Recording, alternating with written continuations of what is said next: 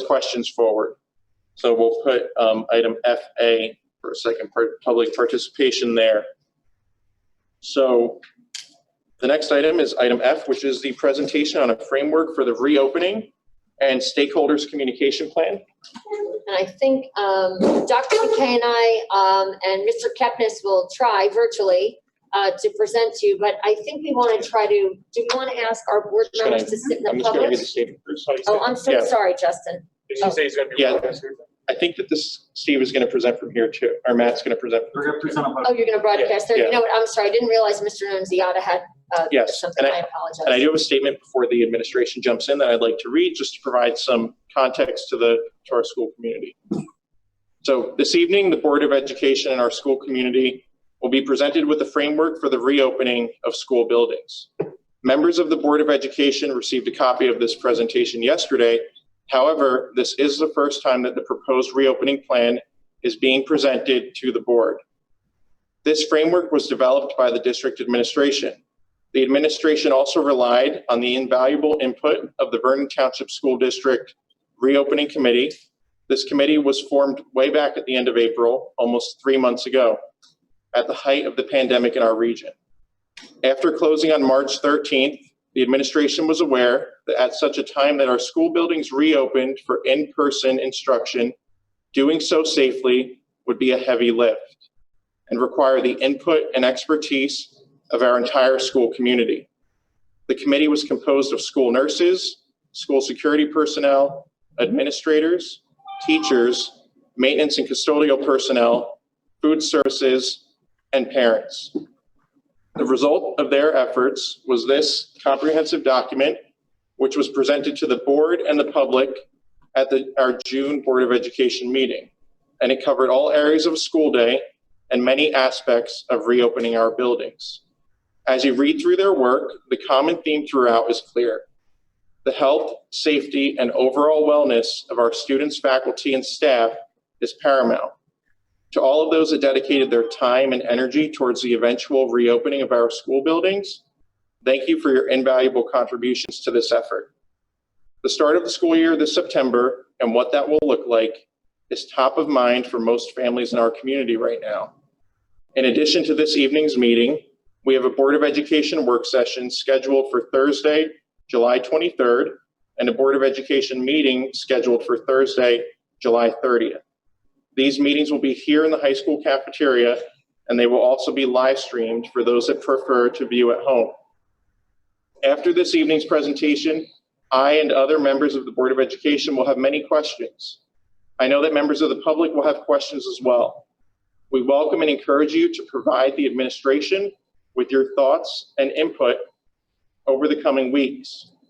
Through district communications, parent surveys, and public meetings, I hope that the district continues to make itself fully accessible to our community's input. Public education has been turned on its head in the last 6 months. The only way that we are going to come out stronger on the other side of this for the betterment of our students is by working together. Thank you. Thank you, Justin. What's that? Later? Yeah. Well, that's what I was saying. I think it's important to talk to the audience as well. So I'm just want to make sure that this is okay for Matt as well as The presentation there. yes, Steve got it. Okay. All right. So I'm going to invite the board members, if you will, to come around to this side if you're comfortable. It's up to you. But you can see it on the screen as well over there. But I would. Yeah, we can hear you. Can you hear us okay? Yeah, don't worry. Sorry. Good. Again, not the format that we do, so we apologize. But before coming in, I said I'm so happy to see people because, you know, we've been so socially distant from each other that it's quite difficult when we've gotten used to this. My name is Karen Davino. I'm the superintendent of schools. I know many of you, even I have masks on. Dr. McKay is the assistant superintendent of schools. Kepnes is in one of the boxes there down at the bottom. He's going to be assisting us with the presentation as well. He's the school business administrator. Tonight, like Mr. Nunziata said, is the first iteration of this plan. One of the things that we're finding out is that in this time of uncertainty, we've all had to be really flexible, and it's been very difficult on many of us, particularly on our students, in this really challenging time in the spring. So we're going to jump into the framework in a minute. I just wanted to say that tonight is the first iteration. So next week on the 23rd, like Mr. Annunziata said, that will be a really detailed plan, giving you probably more of the specific questions, but you'll still come away from this evening's meeting with, I hope, a lot of information that will answer some of your questions. And then we want to hear from you and get feedback from you. I hope you participate in our parent survey. We had over 1,500 people participate, which is huge. And we thank you for your input. We also have Vicki Smith, who's the president tonight of the Teachers Union. She put one out on behalf to our faculty and staff. We heard back from all of them. And it's really important that we listen to all of our stakeholders as we proceed. So is Steve advancing the slides? Or Yes, Steve is. Steve is advancing the slides. Okay, so it's very interesting. We entitled this, "It is Time to Return." But a simple switch of the first two words might be reflective of how some of the community feels as opposed to the other. Is it time to return? So our community, of course, is like our nation and like our state, which is, where are we and what are our concerns and are we able to do this safely? So I will say tonight, the first thing that you need to realize is the most important thing is the safety of our children and our staff. So we want to make sure that you understand that that first and foremost is a goal that we have with this plan. Absolutely. Steve, you can advance, I think. As Chuck was just saying, he was talking about our goal is really to have everybody healthy and safe in school. So you can see our mission is to have every child in Vernon in school, learning in classrooms with their teachers. However, we really want to stress that health and safety are the top priority for everybody in the district, particularly for myself, Dr. McKay, Mr. Kevnis, for the school board. It's hard for us as educators not to want children here. Walking through the schools and seeing them empty breaks my heart. It's very difficult to not see children in our classrooms, yet we understand that we have to follow all the guidelines that have been given to us by the governor. And they include some really strict guidelines, but I'm hoping tonight's discussion starts to give you an idea of how we think we can do this in September when it's time to open our doors. So here's a picture of our allied health program. You can imagine that the curriculum will be different this year when we're discussing all the things that go on with the coronavirus. But that's a picture of what a classroom would look like at the high school. And as you can see, we can no longer run classrooms that look like this. So we have to work something out. The first most important part of the plan is that every parent will have the opportunity to opt into virtual learning if they so choose. So if you have a child who's immune compromised, if you are nervous, if you have a medical situation, you're worried about your child bringing something home to you, you can opt in. If you have a grandparent or a caregiver at home who is medically fragile or of a certain age and you're concerned about your child bringing something home, you can opt into virtual learning. So we wanted to say from the very beginning, virtual learning is still an option. And as we get a little bit closer to the beginning of the school year, parents will actually have the opportunity to say, I'm going to opt in for virtual learning. We don't anticipate, well, I shouldn't say, I was going to say, we don't anticipate this going on for the whole year, but that would be ridiculous because I didn't anticipate in March that it would go all the way through June. So there is the option for online learning. Chuck, talk about the benefits of what we've done this summer with online learning. Right, so it's the only time that we use an exclamation mark the whole evening will be here. We are that committed to those folks who are choosing not to send their children to school. I want to make sure that everyone understands that. This is not, oh yeah, and you folks as well. No, first and foremost, if you choose not to send your child, we are going to make sure they get the best possible virtual education. So what we've done is we've put together a learning design team. There is certificates and also master's degrees in online learning, remote learning, design learning for our teachers. And we have a whole team of them working this summer to try to improve everything that we do online. Online education is very difficult. It's very difficult for parents who are trying to make sure that the children are doing it. It's very difficult for children, and it's also difficult for our staff. But we're going to make sure that that is a viable and important option for anyone deciding not to have their children. This is a picture of Mrs. Weiss teaching a math lesson online. And this is what we're going to do. We are going to have some of our folks not be able to come back because of problems that they may have, health problems that they may have. They'll be part of that online education piece. There will also be other people who will be working from here, but working virtually with students. So we are going to make sure that there is a solid foundation for virtual learning. You have to offer that choice, and we are offering it with open arms. Please, if you feel uncomfortable about coming to school, we have a system designed and set up for our students. Okay, Steve, good. So we have a 4-phase introduction. We're not going to go right away into where we want to be. We're going to try to do a gradual transition as our students start to come back to school. One of the things we found with our committee, and our committee was made up of 23 professionals who basically submitted that report almost a month ago to the Board of Ed, was the idea simply that you can't just say, we're going to start on day one and everything's going to work its way out. So what we want to do is make sure that there's a gradual transition. So it takes a little bit of time to take a look through these 4 phases, but we're going to talk about it. But essentially, the program is going to be an A-B situation where our students are coming in, and it's not every other day. We'll show you how it's going to look, but it's half of our population will be here and half of our population will not be. Okay, phase Again, one. this is phase 1, what Dr. McKay was just talking about, an A-B, because we're the Vernon Vikings, of course, they're the blue and the gold. So half the student population is the blue team and half the student population is the gold team. Right now, September 3rd and 4th are the days that we are set to open for school. Those are always early dismissal days. They are always the introduction to school. They are typically when children meet their teacher, try to figure out where their classrooms are, get acclimated to what the school day is like, particularly if you're in a new building. What will happen on September 3rd and 4th of this year is that only half the student population, for example, a blue team, will come in on September 3rd. Half the student population will come in on September 4th, which is the gold team.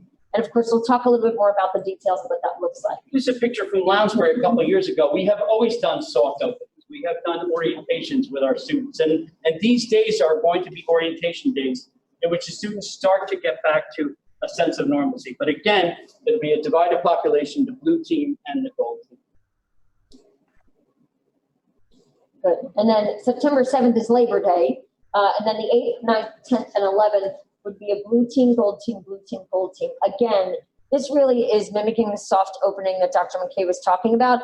If you are a parent of a child at Glen Meadow, they did a more extensive soft opening last year where they really were reinforcing values like manners and how to, ask for assistance and how to, walk in the halls properly. I know that sounds silly, but sometimes when kids get to middle school age, they forget the things that they learned when they were in kindergarten, right? So I know Mrs. Gephardt was really working hard to have a soft opening last year. So this mimics, again, the first 2 days of school is the blue and gold alternating. By September 10th and 11th, we're heading towards the second phase. Right. And this is where teachers are going to start to establish what they're going to do with their students, what they're going to do students online and what they're going to do students with classroom, how they're going to work out.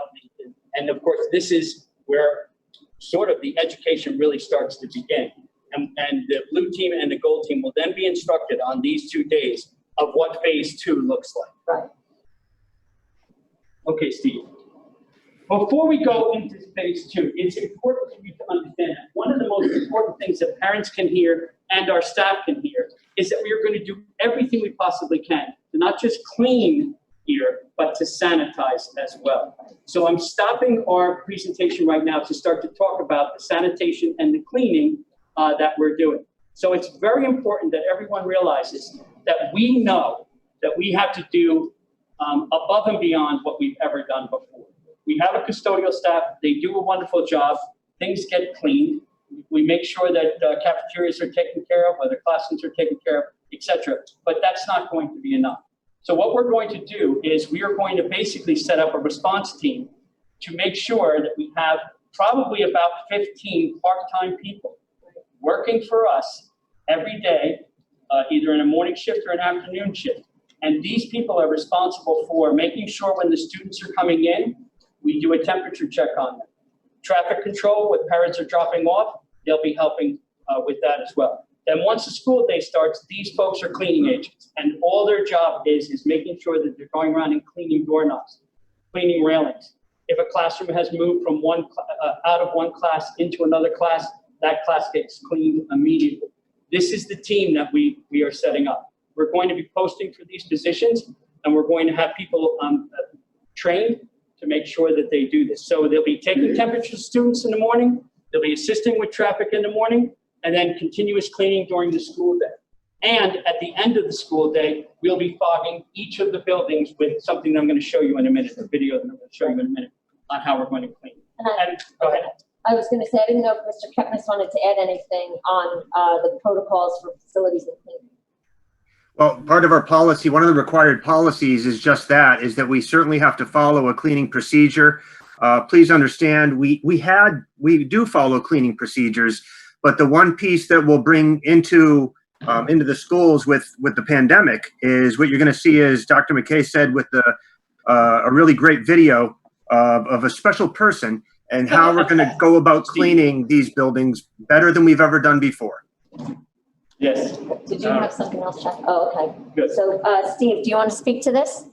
Sure. Just so folks know, we do have these dispensers in every one of our custodial closets. They can hold up to 4 different kinds of cleaning chemicals, whether it's glass cleaner, whether it's this number 9, multi-purpose disinfectant. We've always used the multi-purpose disinfectant.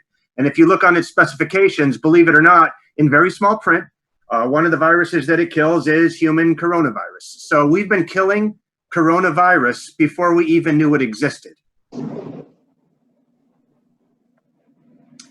Something else that we're going to be doing, we do this every summer. We're in the process of doing this now. We will be changing our filters within our univents, and we will be upping the air exchange rate for all of our univents. At this point in our schools, each of the univents has a CO2 monitor. So if no one's in that classroom and there's no CO2, no higher levels of CO2, then the damper stays completely closed. So fresh air, there's no need for fresh air to come in. And as students come into the classroom and CO2 starts to build up, the dampers start to open. So they're set currently that if the CO2 levels are low enough that the dampers fully close, because that's the most economical. If you're bringing in very hot air unnecessarily, now you got to cool down that space. And in the winter, if you're bringing in very cold air, right, because the dampers are open unnecessarily, now you have to heat that up. But what we will do is we won't let them close down to 0. We're going to increase the air exchange. So there's constantly fresh air being circulated in our classrooms, and we think that'll make for a much safer environment.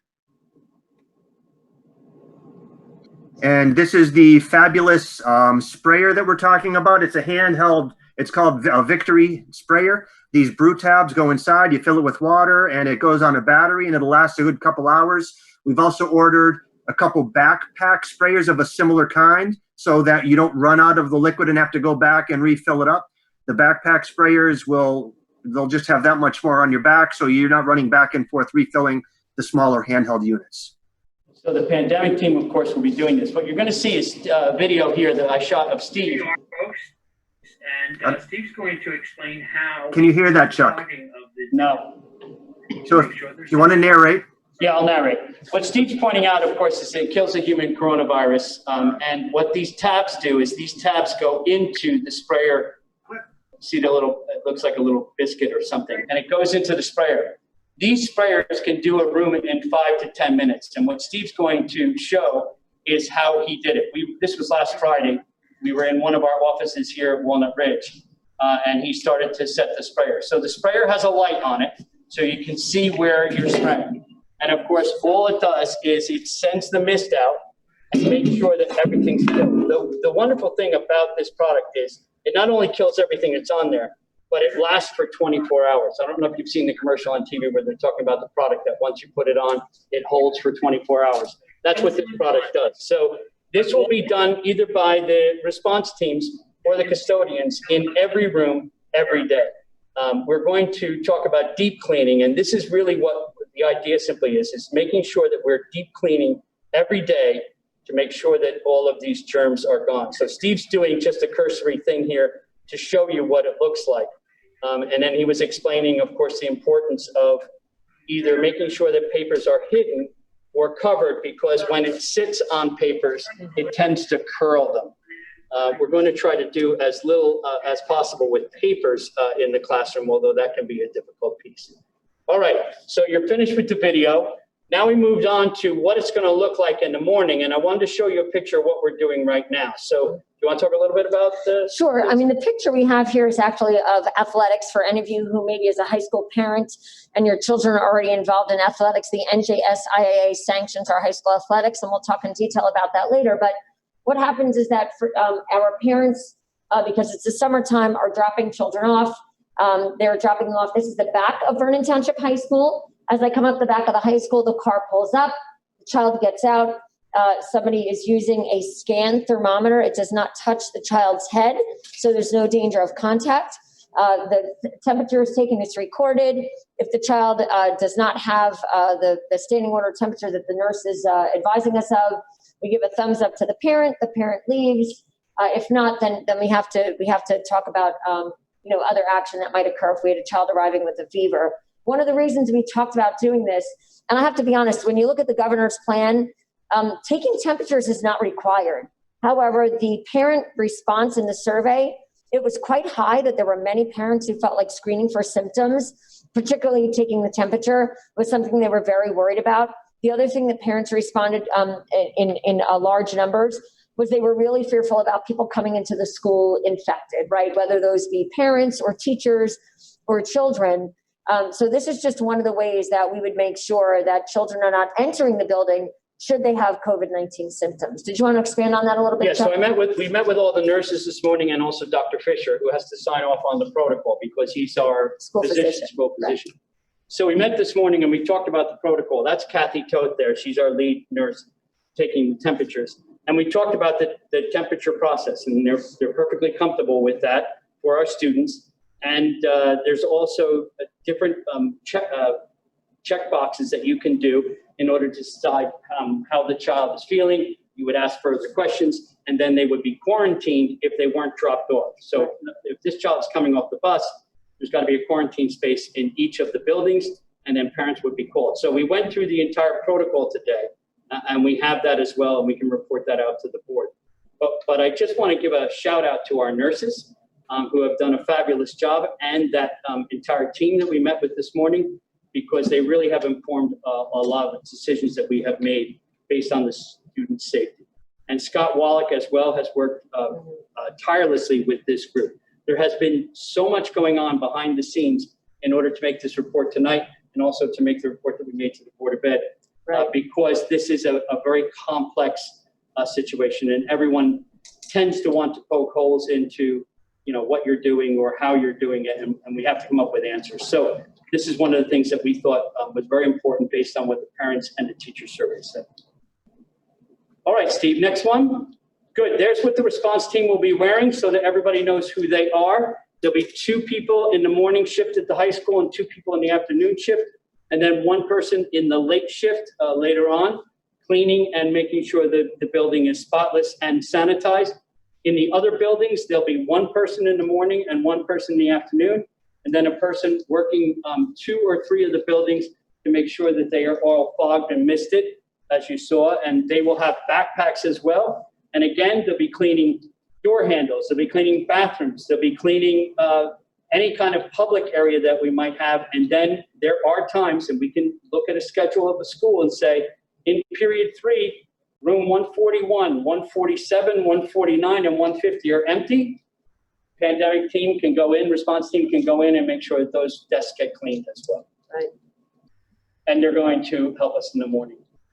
We're going to do signs everywhere. As a matter of fact, we're talking about marking the hallways to make sure that there's directions and the students can stay to one side or the other. If you remember in Lounsbury, we did it a couple of years ago with the ramp where we had arrows so the students weren't bumping into each other. That would be the same thing that we'd be laying down on the different terrazzo floors. Mm-hmm. We've also talked to Mr. Miller and Mr. Labar about putting signs everywhere for what we want our students, whether it's required masks, washing their hands, staying 6 feet apart. So they have volunteered their time, and Mr. Miller will be able to put some of those together, and then we'll get them out. Mr. Ketnes has also ordered some of these signs for our different schools. Steve, did you want to add anything about the floor? No, you'll see the feet on the left will go on the floor, and then in addition, we don't have the luxury at the high school because we don't put wax on that floor. You said it's terrazzo. We polish the stone, but we don't put wax over it. But in the other schools, these will be down, and we'll strip the floor, put the sticker down, and wax over it, so they'll be protected and be more permanent. Good. All buses are required to wear a mask. So You were waiting. Steve was waiting for that line like the whole night, but I wrote that Sunday night. Yeah. I think this, and Mr. Annunziata, you said it. We're all in this together. So our cry for help to the parents. We need your help to succeed. You can't just hand off your children to us and hope that we do the best job we can. We will, but we need your help before they even show up to the schools. So we're asking you to please take the temperature of the children before leaving the house. Please don't send the children to school if they are unwell.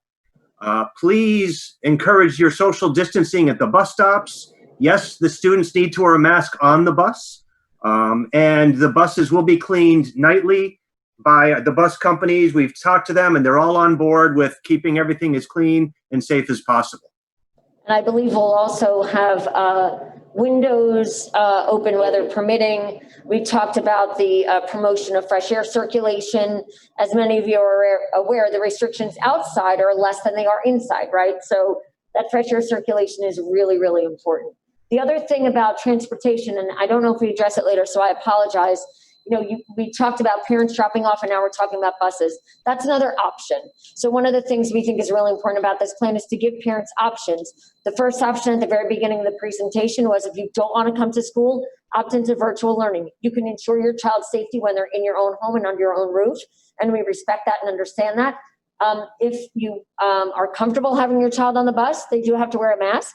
If you prefer to drive them, you may. And you can opt into or opt out of having them first seat on the bus, but we're going to work with you.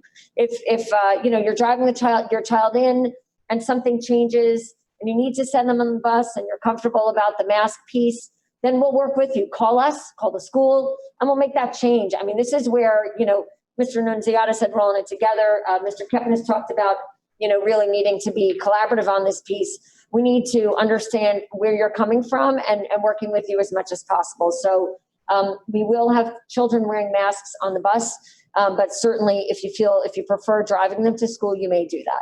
One of the things that we're going to do, Ms. Davino and I, is we're going to shoot videos on all of these pieces and then get them out to the community in the next week or two. And one of the things would be about bus safety and what we're concerned about. So we will be shooting videos and letting people know what our expectations are. Okay. So again, Steve, are you talking about, I keep looking there because I hear his voice there, but his face is there. I can speak to this. The bus routes will be divided into blue and gold. We confirmed the conversation with our fabulous transportation coordinator, Jamie Van Gilst. It's by address or family, if you will. Right. So that if there's a family that has an 11th grader, a 6th grader, and a 3rd grader, they will all be on the same colored team. So ultimately, however, other than that, these bus stops would be divided in half. So if there's currently a bus stop with 20 students on it, barring any family rules that were put in place, we would likely cut that in half so there would only be 10. So the bus routes will do the same routes, but only about half the number of students would get on the bus. One would be the blue, one would be the gold. They'll fill the buses by going to the rear first. The drivers will, for contact tracing purposes, will keep track every day who gets on the bus and where they're sitting, so that should someone come down with COVID, we would be able to see where they were sitting and who they came in contact with. When they get to school, they'll be dismissed in a special way so that they're staggered into the building. Social distancing. We'll say it again. Parents, we are accommodating parents. If a parent isn't comfortable with their child on the bus, the parent says, I don't want my child wearing a mask for whatever reason they have, they would drive their children to school. Then the windows again would be open pending weather, so we have some more air exchange, and again trying to keep the air quality to the best that we can so that the children are safe in the buses. Okay. So, all right, mask protocol. Yep. All students must wear a mask on the bus. in the hallways and going to the bathroom. If social distancing is possible, there may be a possibility of having mask breaks in the classroom, but the truth of the matter is, if you're concerned about your child wearing a mask, be wearing a mask. So that is a major issue. It is something that we're following the state protocols and making sure that our students are taken care of. This is about worrying about our community and making sure. We have noticed with our athletes that are coming in that they're very comfortable wearing masks because they started the process already. But I am aware of the fact that there will be mask fatigue amongst our teachers and our students. And this is something that our students need to get used to because mask protocols, of course, are central to keeping our children safe. All right, now we can talk about phase 2 because we've talked a little bit about safety, we've talked about cleanliness, we've talked about transportation. So as we move into phase 2, this will be from September 14th to October 2nd. And we now work on this schedule, and this will be the schedule for a little bit of time. So the schedule works like this. The blue team would be on Monday and Tuesday. They would come to school. On Wednesday, they would have virtual learning. While the buildings have additional cleaning, no students will be in there. And then on Thursday and Friday, the gold team comes to school, and they've already had their virtual learning on Wednesday as well. So this is basically the schedule that everyone's wondering what we're going to do. So it's an AA-BB schedule with a Wednesday deep cleaning virtual learning. Our teachers will be working 5 days a week. Wednesday will be a day where they're catching up on the virtual learning and making sure our students are learning. And as I said, the students that have chosen virtual learning only or remote learning only, if we can work it out, they will be assigned to certain teachers that will be working with them. So we have plans in place, but we need to know who's going to be virtually learning, and we need to know which teachers will not be able to join us in the classroom due to any concerns. But we do have a team working diligently on, as I talked about before, improving virtual and remote learning. You've probably noticed that it says, pardon me, early dismissal at the top of the screen.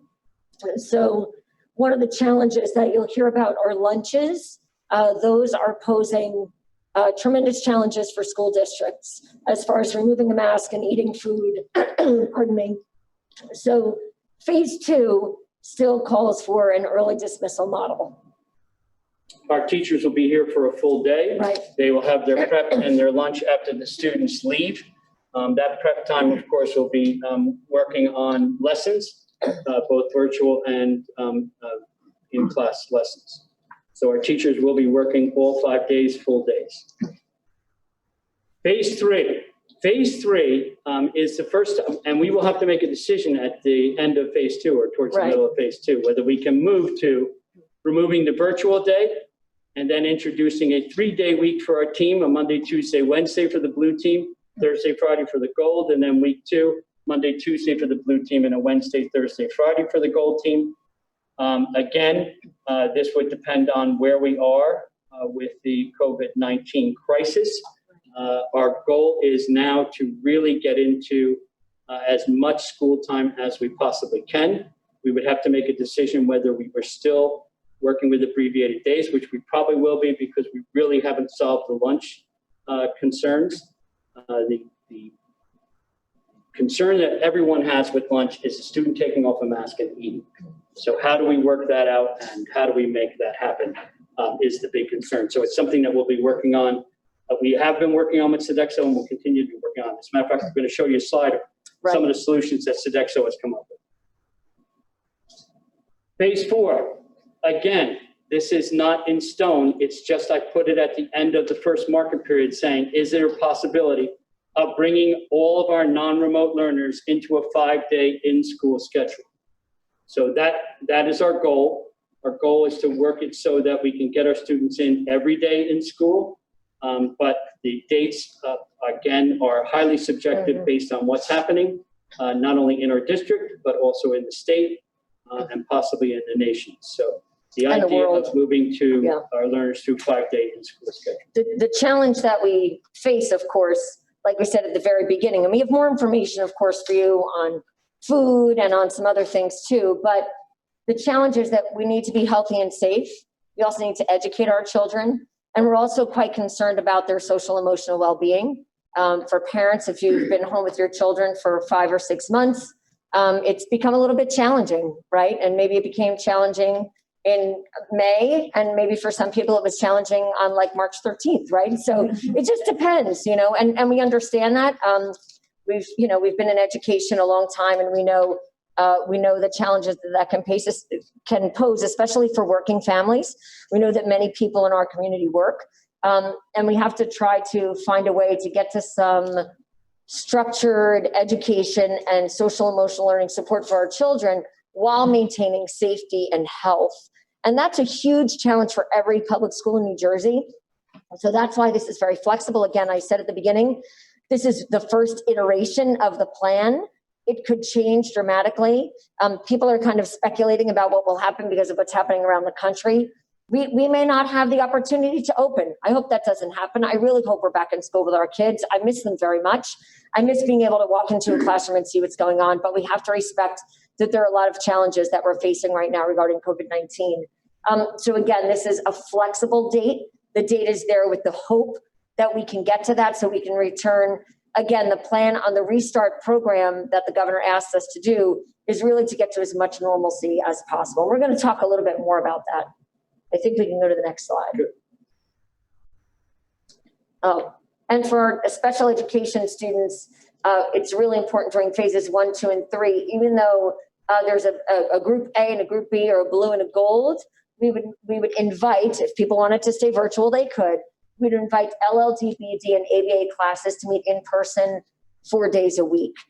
We know that those populations are the children that have some of the most academic needs and other needs as well. And we want to make sure that we're serving them as appropriately as possible. The governor's plan does speak specifically to equity and is quite worried about making sure that we don't have gaps that children can't get ahead of when we finally resume school at whatever time that might be. And having students in 4 days a week would be able to offer all services and make sure that they are taken care of. So we're concerned about this group and make sure that they are there. They will be blue and gold, but they will be able to come 4 days a week. And of course, that will be a choice based on what the parents want.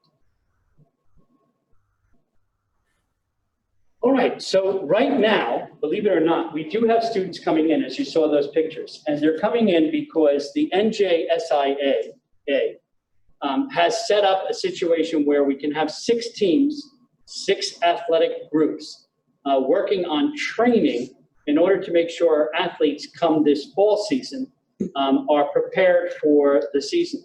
So we have 6 teams, volleyball, cheer, football, boys and girls soccer, and field hockey coming in on a rotating basis up to the high school. This is sort of an anticipatory set, if you will, of what it's going to look like in September. It actually is a real good exercise for us to see how this works. We have found our students to be wonderful, compliant with all the rules that we have set up. They have been terrific. Mr. Foley has done a fabulous job with all of this. And they are here at the high school. The next piece is the band, marching band, and they're going to start the same process. We want you to know that we are checking their temperatures and we are following protocol with all of them. And we are also making sure that things are signed off. So that goes until August 28th. So we actually have this group of students that are going through the process of what we're talking about in the fall. Then there's a 2-week break. So during our phase 1, where we're doing the abbreviated days and we're doing A-B type of schedule, just to get us started, there will be no athletics. That season, according to NJSIA, beautifully starts the same time that we start phase 2. So all athletes will not start till after September 14th. And that process will continue right after school. So even though that we're going to be on an abbreviated schedule here at the high school, athletics will continue right after that. So your A's and your A's on Monday and Tuesday are here, then they will go out to the field and they will start to practice. The question that most people have who are involved in athletics will ask, what happens to the B's? How do they get here for practice? And what's going to happen is they're going to have to get transported here. We're going to have to test them before they go out into the field because they haven't been in school all day. make sure that they pass, just like we're doing right now. So if we're used to that process, we would have the tent set up, we would have somebody testing their temperatures, we would record it and make sure they're okay. And then they would go out and the whole team would be together. Social distancing is something that the sports folks are struggling with as well. So we'll see what kind of recommendations come down from the NJSIA. But I want to say that watching what they're doing right now has really been encouraging, because it's sort of a precursor to everything that we have to do. Their season goes much later, as you can see, November 13th through the 22nd. Okay, so here's the big one. Big one for all of us. Every administrator that's talking to every administrator or teacher or a union leader in any other district is what to do about food and what to do about lunch. We are responsible for free and reduced lunch to our students as well as breakfast. We already do that during the school day. The question is now, what do we do to avoid large areas where students are all eating without their masks? So we've been working with Sodexo and Maureen Remner. She's going to have kiosk positions around each of the schools so the students can do grab and go. There'll be pre-ordered lunches that could be delivered to the classrooms as well, but there will not be a large area where the students are eating, nor will there be time set for that large area. So each of the schools are coming in with their plans. The board is going to see those plans within the next couple of days in a packet that Steve's putting together. And they're trying to figure out how to make sure that our students have food, but do not spend time with their masks off in front of too many students. So it is the biggest fly in the ointment. I do appreciate, and for the folks in the back, I don't know if you can see it, that Sodexo, when it's time, they can provide lunches in a clear plastic bag that doubles as a tablecloth that's sealed to minimize the cleanup in the classroom. I think that's a really great idea. We all know what it's like serving children, and there's food all over the floor. And in our classrooms, we don't want that because that has other challenges, of course, for us. So I think it's nice that Sodexo has offered kind of a clear plastic sealed lunch. It opens up and then it wraps back up again exactly the way that it was distributed to the child. Again, these are things that are still possible solutions. We still have a ways to go with a number of these discussions. Yes. Next slide. Oh, this is great. I just wanted to review what our population will look like. What I did was I gave a conservative number of the amount of students who will stay virtual. So picture the entire community of Vernon, and let's say 10% of our folks decide to keep their children home to learn remotely. Then we put that in a column, and then we took our enrollment. So Cedar Mountain's enrollment is 545, Rolling Hills is 379, Lounsbury is 438, Glen Meadow 654, and the high school is 966. We removed 10% of that group, thinking that that's a conservative number. My guess is it's going to be higher, but a number of students are not going to be part of it.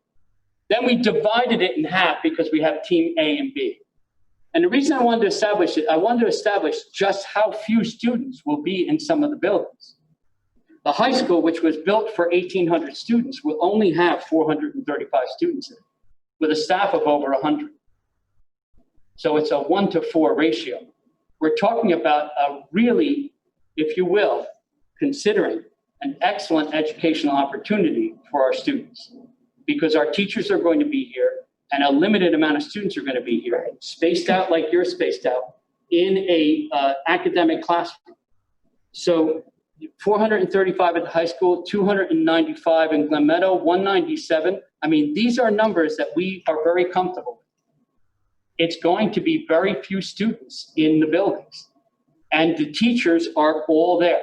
Every one of the staff members that were there before are there before, unless we have someone just doing virtual, but the vast majority of people, and all the services are going to be there. Your nurse, any of your CST people, your speech, all of those services will be there with a limited amount of students. So these days, the Monday and Tuesday and the Thursday and Friday, when we first start out in phase 2, are going to be chock full of education for our students. And then when we move to Wednesday, we move off of the virtual. And so 6 days out of 10, your students are going to be in classrooms with a limited amount of students around them, academic programs coming at them, and teachers all around, and special services all around. So again, just imagine this high school with 435 students in it, because that's basically what the daily population will look like. So there's been a lot of talk about Walnut Ridge, and we felt it was really important for us to put a slide up on the Walnut Ridge School. Many of you are aware there is a for sale sign out in the front of Walnut Ridge. It is currently where last year we housed our pre-K students there, and of course the administrative offices are there. By the last slide, you can see that we have enough space in our 5 remaining buildings to socially distance. However, we felt it was really important to put this out to the community because we know that there's been a lot of concern, and we want to hear your concerns and respond to them, whether you're aware or not. Maybe you're here just for a COVID-19 discussion, but the Vernon Township School District over approximately 6 years is losing $10 million from the state of New Jersey. That's a significant reduction in state aid. In fact, it's such a significant reduction that we've adopted many practices in the district that might not be considered best practice. For example, you may have heard us speak at board meetings about retire, not replace.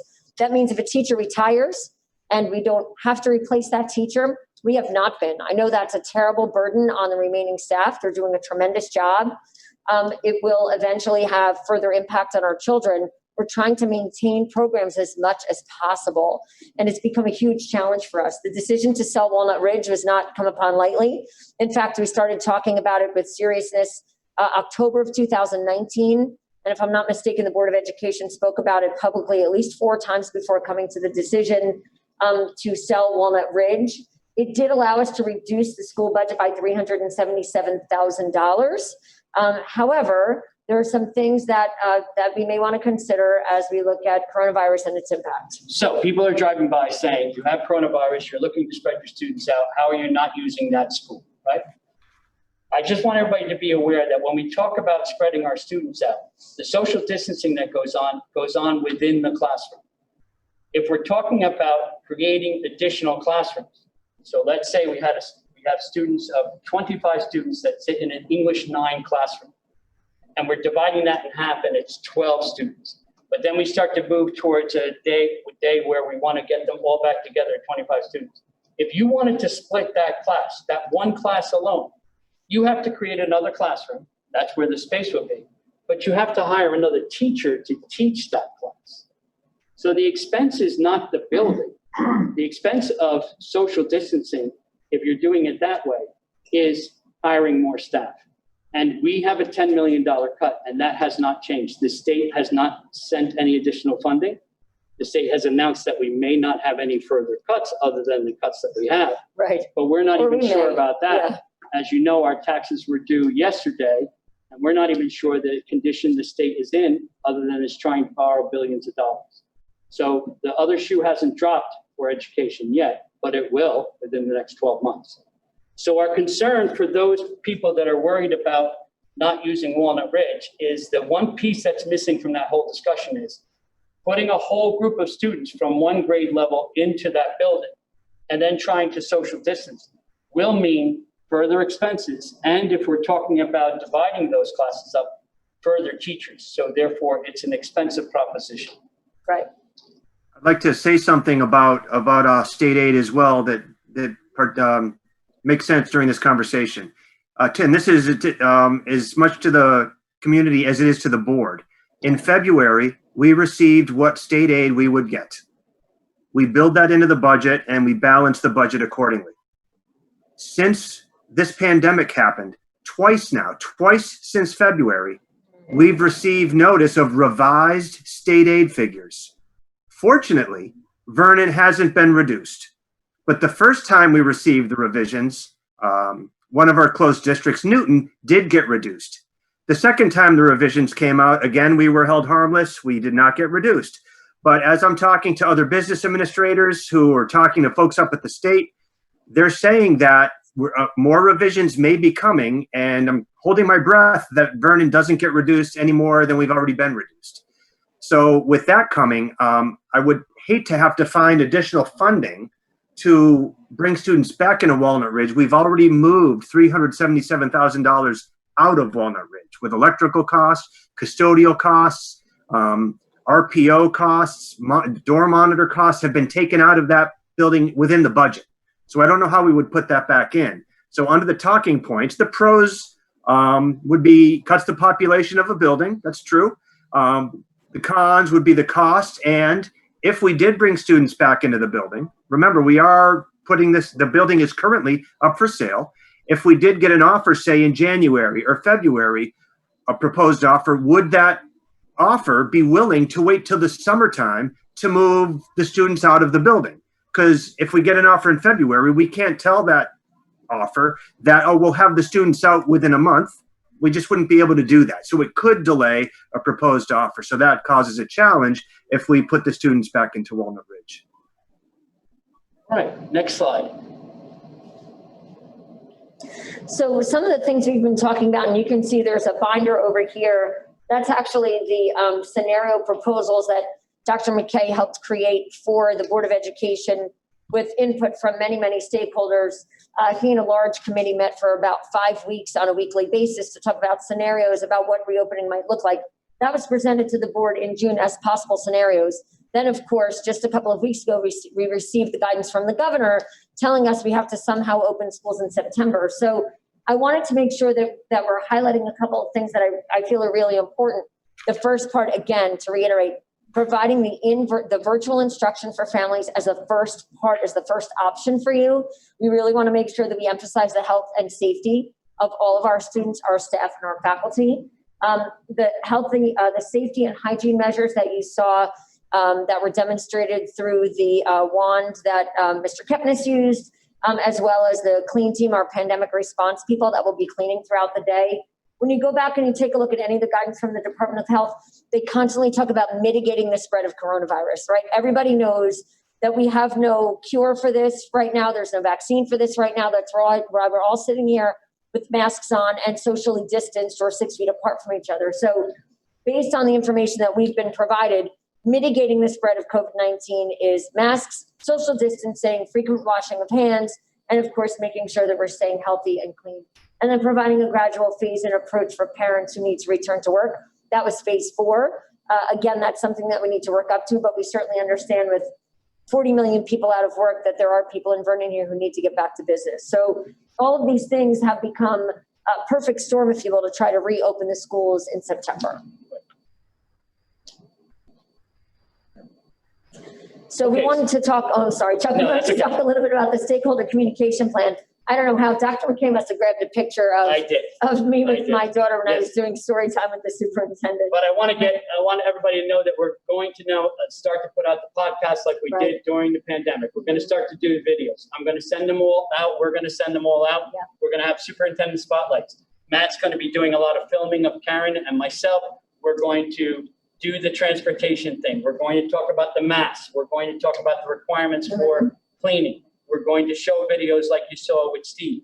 All of that is going out to our community and will be going out on a regular basis over the next 3 to 4 weeks.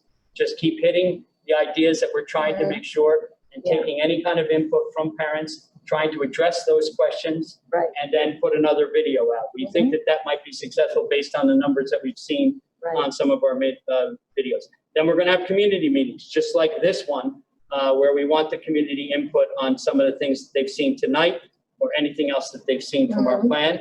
We're going to have virtual parent nights as opposed to... people don't have to be here in person. You could log in via Zoom. Absolutely. And of course, letters from the superintendent, on which she keeps you informed on everything that we're trying to do. We want to ensure that we have enough communication going out to you. For people who couldn't be here tonight, we hope that you say to them that you were here and that you at least gained some information from being here tonight. And of course, this is all recorded, right, Mr. Shea? Yes. So therefore, people can watch it. Yep. Right. Good. All absolutely. We recorded all of our board meetings. Next one, Steve. Great. Here's our timeline that we talked about with the board. This is the framework discussion on July 16th. The reopening plan will be released. There's pieces that have to be tweaked. We talked about the food issue that we're still working up. The reopening plan would then be adopted by the board on July 30th. And then we send it over to the state on August 1st, which is a requirement by the state. Yes.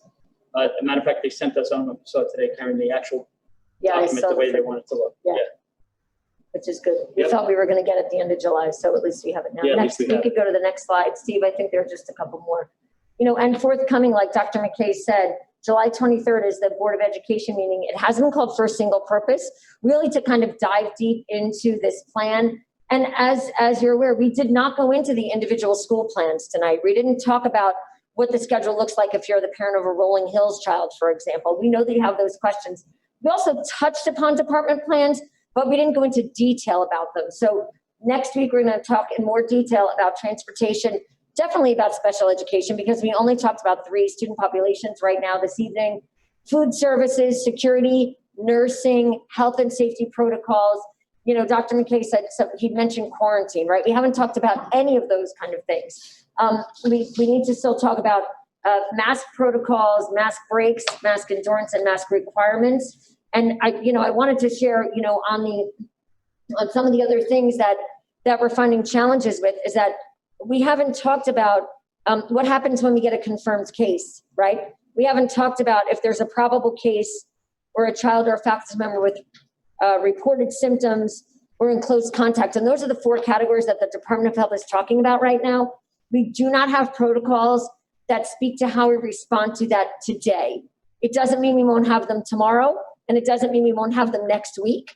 So it's really important that Dr. McKay and I put out a lot of these podcasts, and we put out a lot of information to all of you. Of course, keep the board informed.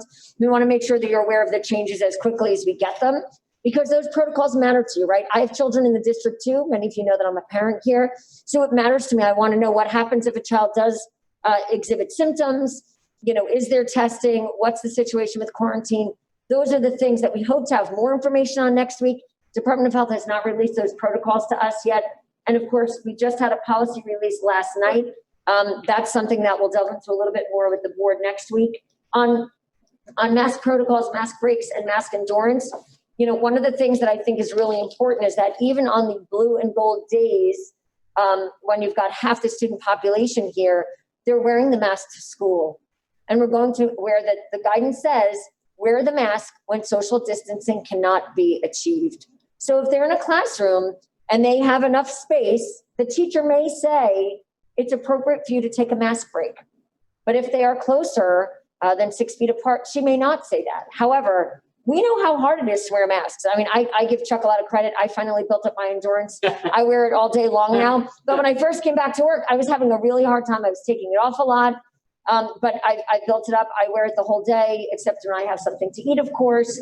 Other than that, and I know children are very different, but that's why we're talking about protocols, breaks, how to work with children. We really understand that developmentally, that's very, very different for everybody. And again, we want to reiterate that the option of virtual learning is still there. We know that for so many people, this plan, and not just our plan, but the governor's plan is not optimal, but we are being charged with trying to find a way to reopen. Did you want to add anything before we go on? We met with the nurses and Dr. Fisher, as I stated earlier, and we were talking about the different protocols for when a confirmed case happens. Right. And Dr. Fisher reported out that we really are waiting for the county to come to a specific protocol, he says, because you basically can't have different districts doing different things. Although the nurses were working on the protocol, they've been a terrific team. Yeah, they've done an outstanding job. They've done an outstanding job. And also the team that put together our reopening committee, Vicky Smith was on the committee. They have done a fabulous job. They've been involved in all of this. And every day, literally every day, they're sending me either ideas or something that's been posted by the state, or something that's come from the governor, or something that's come from the World Health Organization. So it has been an active discussion constantly with that amazing team of people. I think we have only a couple slides and then we'll do questions. Maybe 1 or 2. I think Mr. Kepnes was going to talk about this. Sure. So one of the issues that we need to address certainly is our faculty and our staff. So we did state during the past week or 2 that if one of our faculty members, staff members travels out of state, the New Jersey says it's recommended that they quarantine. We are requiring that they quarantine, just so we don't have any concerns bringing any viruses back into the building. Folks who do have an underlying medical condition, if their work is able to be done remotely, they may, but we will determine that or approve it on a case-by-case basis. We will be looking at increased scrutiny when we're approving vacation days, personal days. For example, if someone says I'd like to take a vacation day in September, and we might ask the question, well, by the way, where are you going? And if it's, say, Florida, Texas, one of the hotspot states, we may have to deny that request. We're using common sense, and we're asking our staff and faculty to also use common sense as well in the name of keeping Vernon safe. Towards the bottom, you'll see we're currently working with the attorney. We can't really lock in any answers yet to get an appropriate screening questionnaire. We will be taking the temperatures of students every day as they come in. We did discuss doing that with our staff, but we realized it would take so long to take everyone's temperature, we'd never get to teaching anything. So we will be asking the staff to do their own screening at home, and when they sign in for the day, they sign in anyway. But when they sign in, they'll be signing off on a statement that says they don't have a high temperature, they haven't been in contact with someone knowingly who has COVID, they don't have these specific symptoms, but we're working with our attorney to make sure we have that list accurate and appropriate. Another question that we don't have answered yet, district's ability to request versus require COVID-19 testing. If someone says they have certain symptoms, or if someone says they were traveling out of state to one of these locations, can we require testing or not? Not that we want to, but there will be a time where that question comes up and we need to have that answer. And the last two, the federal government has put laws in place, so we need to make sure we're honoring those laws, and more so that we understand them. If an employee has a need for childcare, I'm a teacher, I have a 3-year-old, but their daycare is closed. So what options do we have? And we will get that answer. And then lastly, we're all familiar with the Family Medical Leave Act, FMLA. Well, now there's an emergency FMLA. We would have to make sure we understand that, how it affects our employees and how we respond to their various requests. So we're within the law, and everyone is treated fairly, and the expectations are well known. Our teachers bleed Vernon blue. They're going to do everything they possibly can to make it the best possible experience for your children. I've got Moskowitz and Ryder here. Look at that team. The reason they're wearing 89s is that was the year that they graduated from Vernon High School. I was their class advisor. We bleed Vernon blue. We've been here for years. They are, their whole existence is about doing the best for Vernon kids. So when we start to talk about employment guidelines, remember, we're talking about really caring people, teachers who really care about students and care about this community. Moskowitz and Ryder are just one of hundreds that do their amazing work every day. And then there are still a lot of questions that are lingering. Contact tracing, we didn't talk about tonight. That's something that we're waiting on from the Department of Health. The governor said, congratulations, school districts, you're now responsible for contact tracing. Not something that we go into relishing that responsibility. However, we need guidance on that, right? We're teachers. We've never done contact tracing before. We don't know the parameters of contact tracing. We don't know the volume of it. We don't know how far that circle has to go, how far back, and how many hours or days. We don't have any of that information or guidance today. Again, we hope to have it next week. It just hasn't been clarified with the Department of Health. Again, there's been no clarification yet on when to close, the duration of the closure, if it's closure is for a class, a school, for a school bus, etc. These are all conversations that when we ask the Department of Education, they're saying we've got to defer to the Department of Health. Like Dr. McKay said, thank goodness our school nurses have been working very hard directly with our school physician and with the Department of Health. So hopefully we'll have those protocols by next week. And the phases, of course, this is really, really important. The phases are, each phase will be based on what happened to the phase before. Right. So I know that I gave you dates because I want you to know that we're trying to plan. But the truth of the matter is, as things either do well, then we'll continue on, or if there's trouble, we will let everybody know. And we will be in constant contact about this. Absolutely. And then, of course, the lunch challenge. Yep. I think the next one, right? All right. Right. So we can open up the floor for questions. I know you have many. We'll do our best. So Do you Karen, want to start with the board? Yeah, so we have members of the public here in person today. We have a lot of viewers online today as well. So I'd like to start by bringing the conversation back to the board table Okay. just to begin, and then we'll go on to open it to those in public and those online. Okay. Just a second to reset.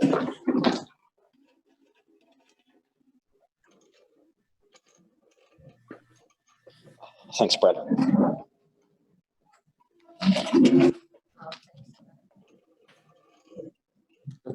Right about.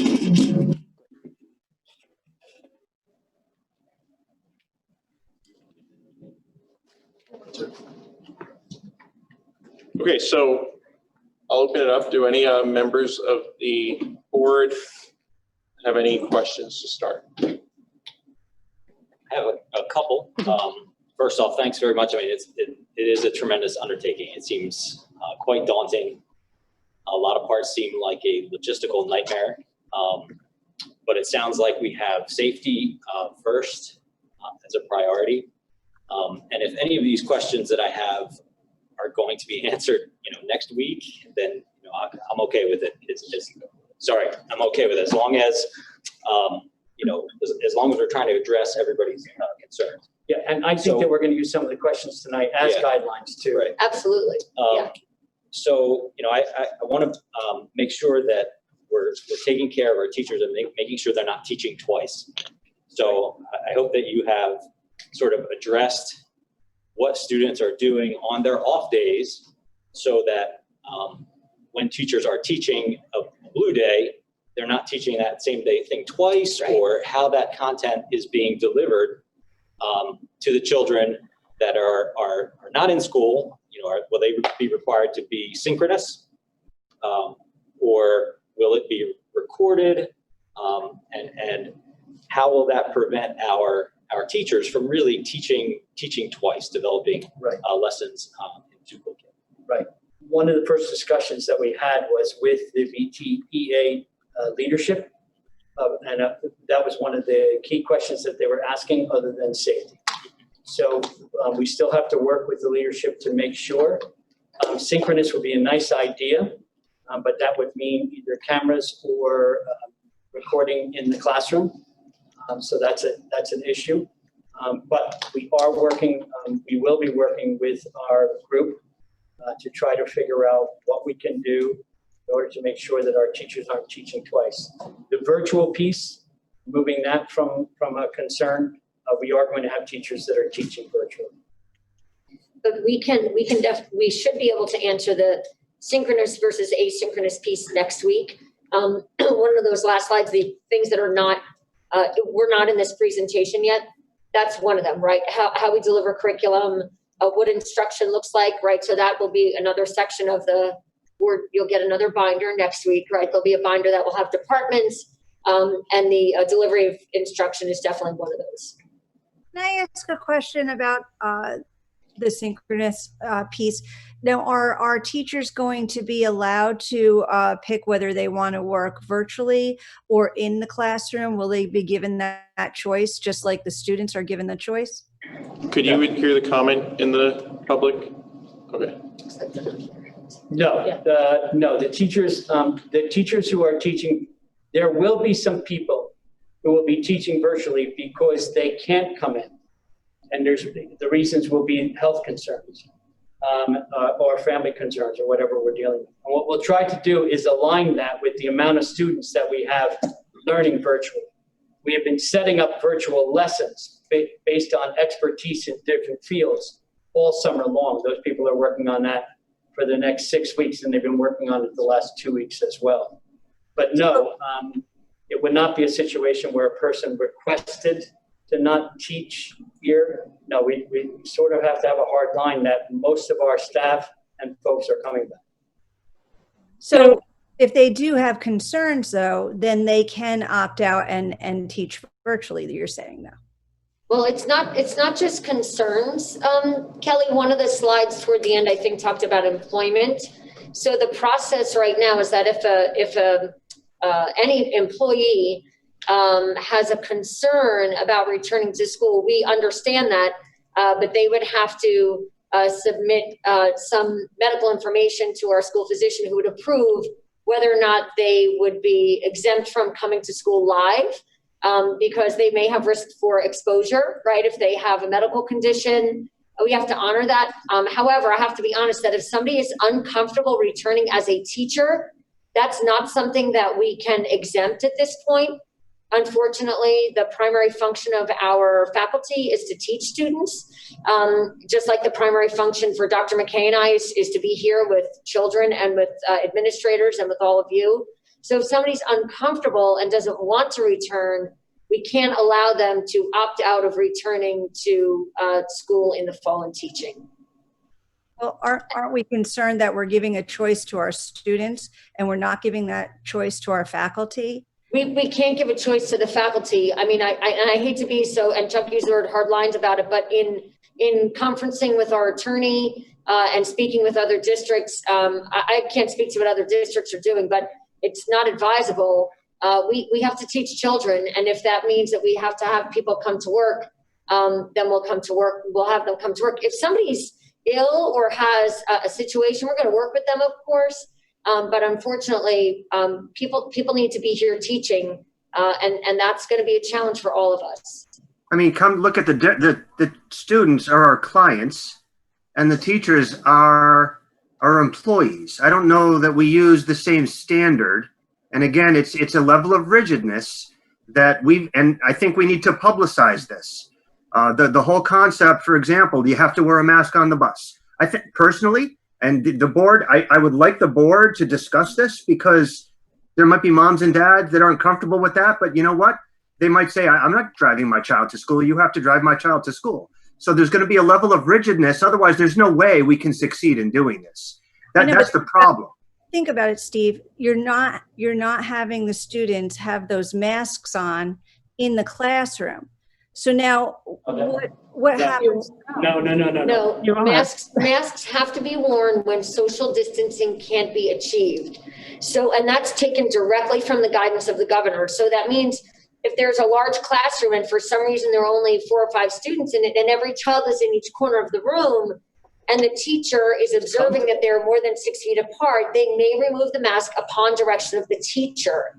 However, it would be foolish, I think, for us to say, well, no masks here, no masks there. Again, some of these protocols we're going to go over in detail next week.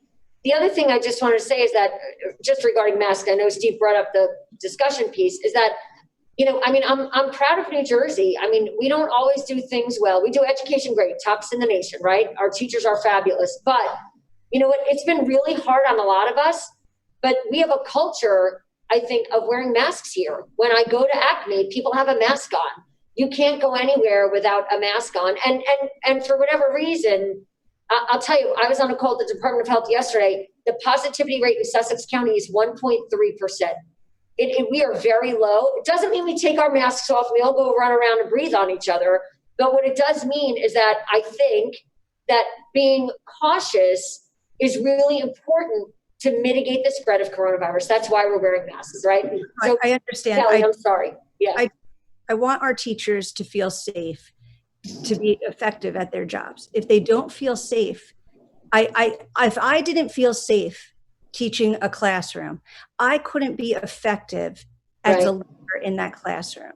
So I just want to make sure that our faculty feels as safe as our parents do sending their students to school.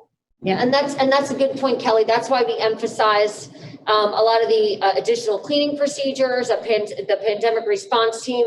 I have not heard of anybody else in the county who's looking at having additional cleaning like we are. I mean, we've placed a higher level on hygiene than any other group. Actually, in fact, I haven't heard of anybody who's hired additional folks, but I could be wrong.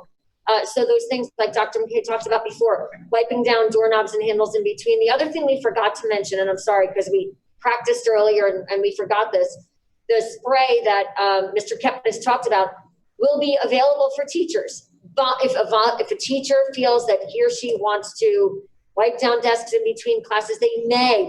But I've already had teachers come to me and say, I'd feel a lot safer if we had access to that. Of course, those chemicals are kept in a custodian's closet. There's no access for children. Teachers would be trained on the dispensation and the use of those particular sprays. But I've already had teachers say, you know, I can't expect the custodians or the team to come in all the time. I'd feel better if I could keep my classroom clean. We want to be flexible and offer as many options as we can so that people can have what they need to feel safe. I fully understand that. I hope our teachers can feel confident. Maybe not tonight. but maybe by July 30th, right, as we go through the iterations of the plan. But we can't have, we can't be extremely flexible in this regard, because we may not have teachers to teach our children, and their primary responsibility is to teach our kids. Are we consulting an infectious disease specialist for these items like this spray? I mean, is this something that we're just purchasing, or do we have an infectious disease consultant that we can ask questions?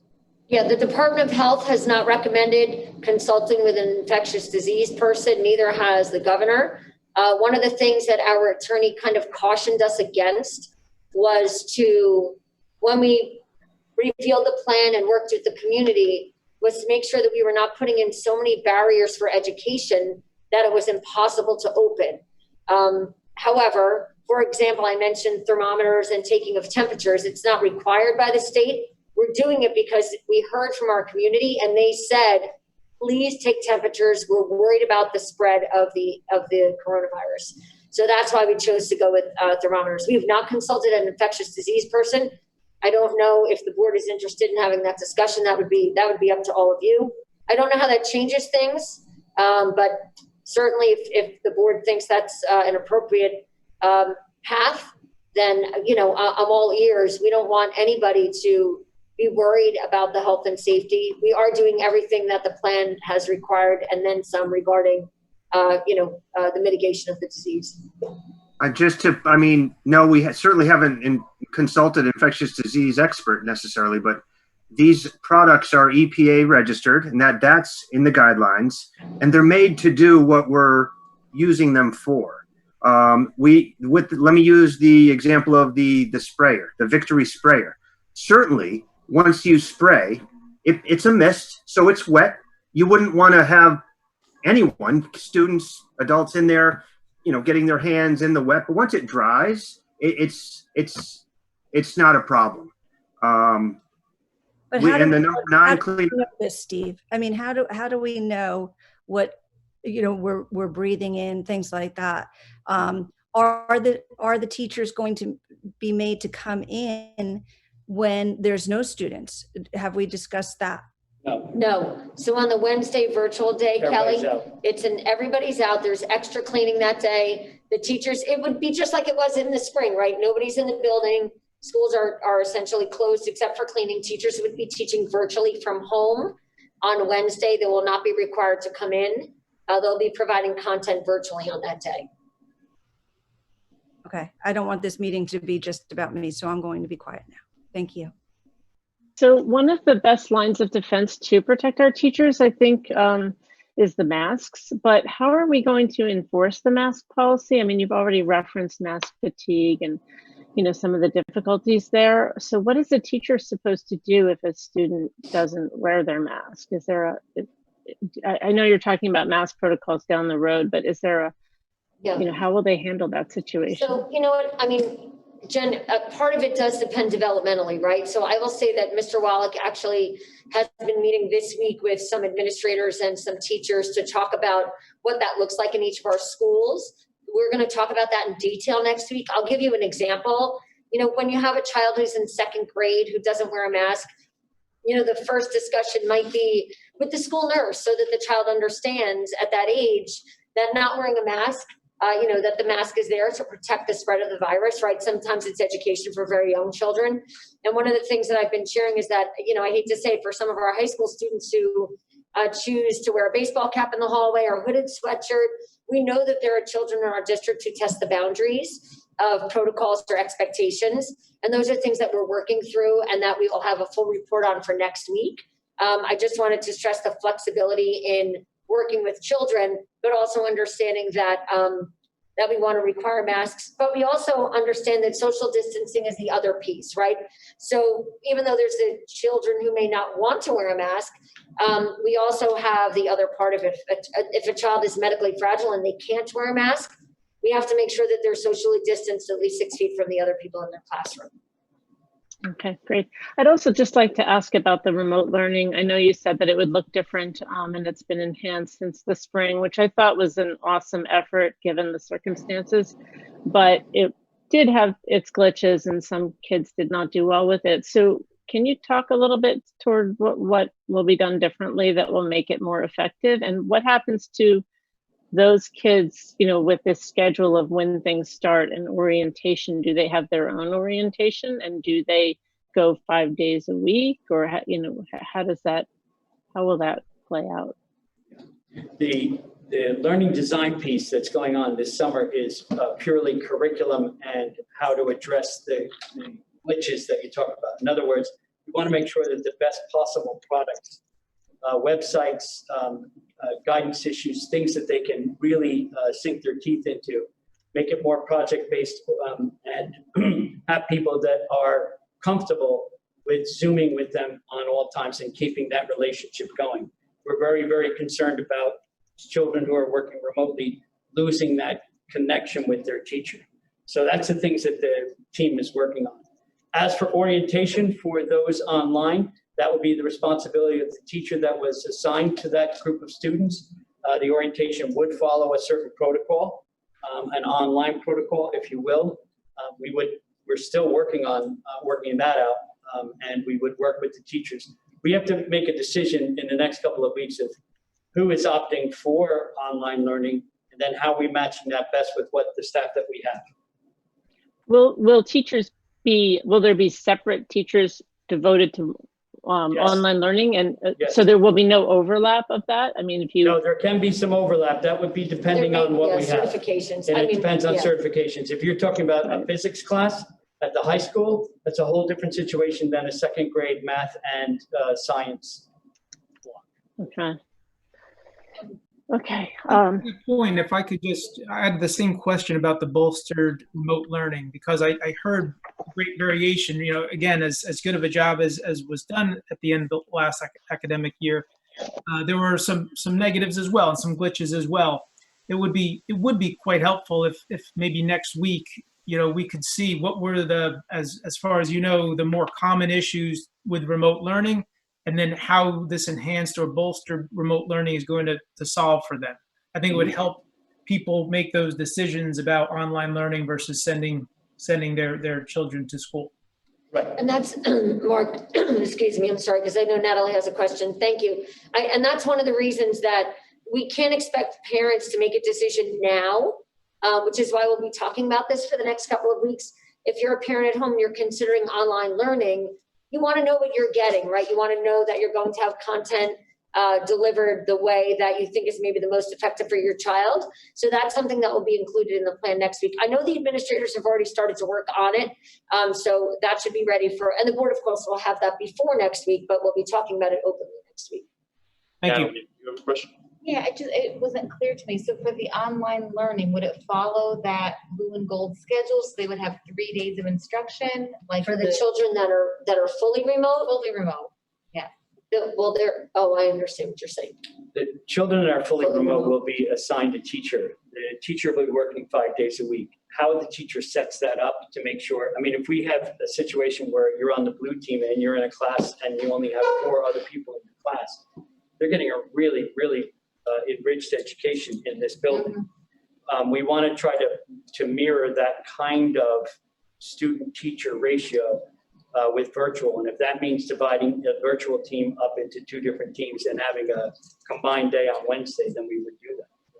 So you don't know. I mean, if you were working with 4 different students, as opposed to 8 to 10 different students on 2 days and concentrating on that and doing project-based education, that could be a really great experience for a child.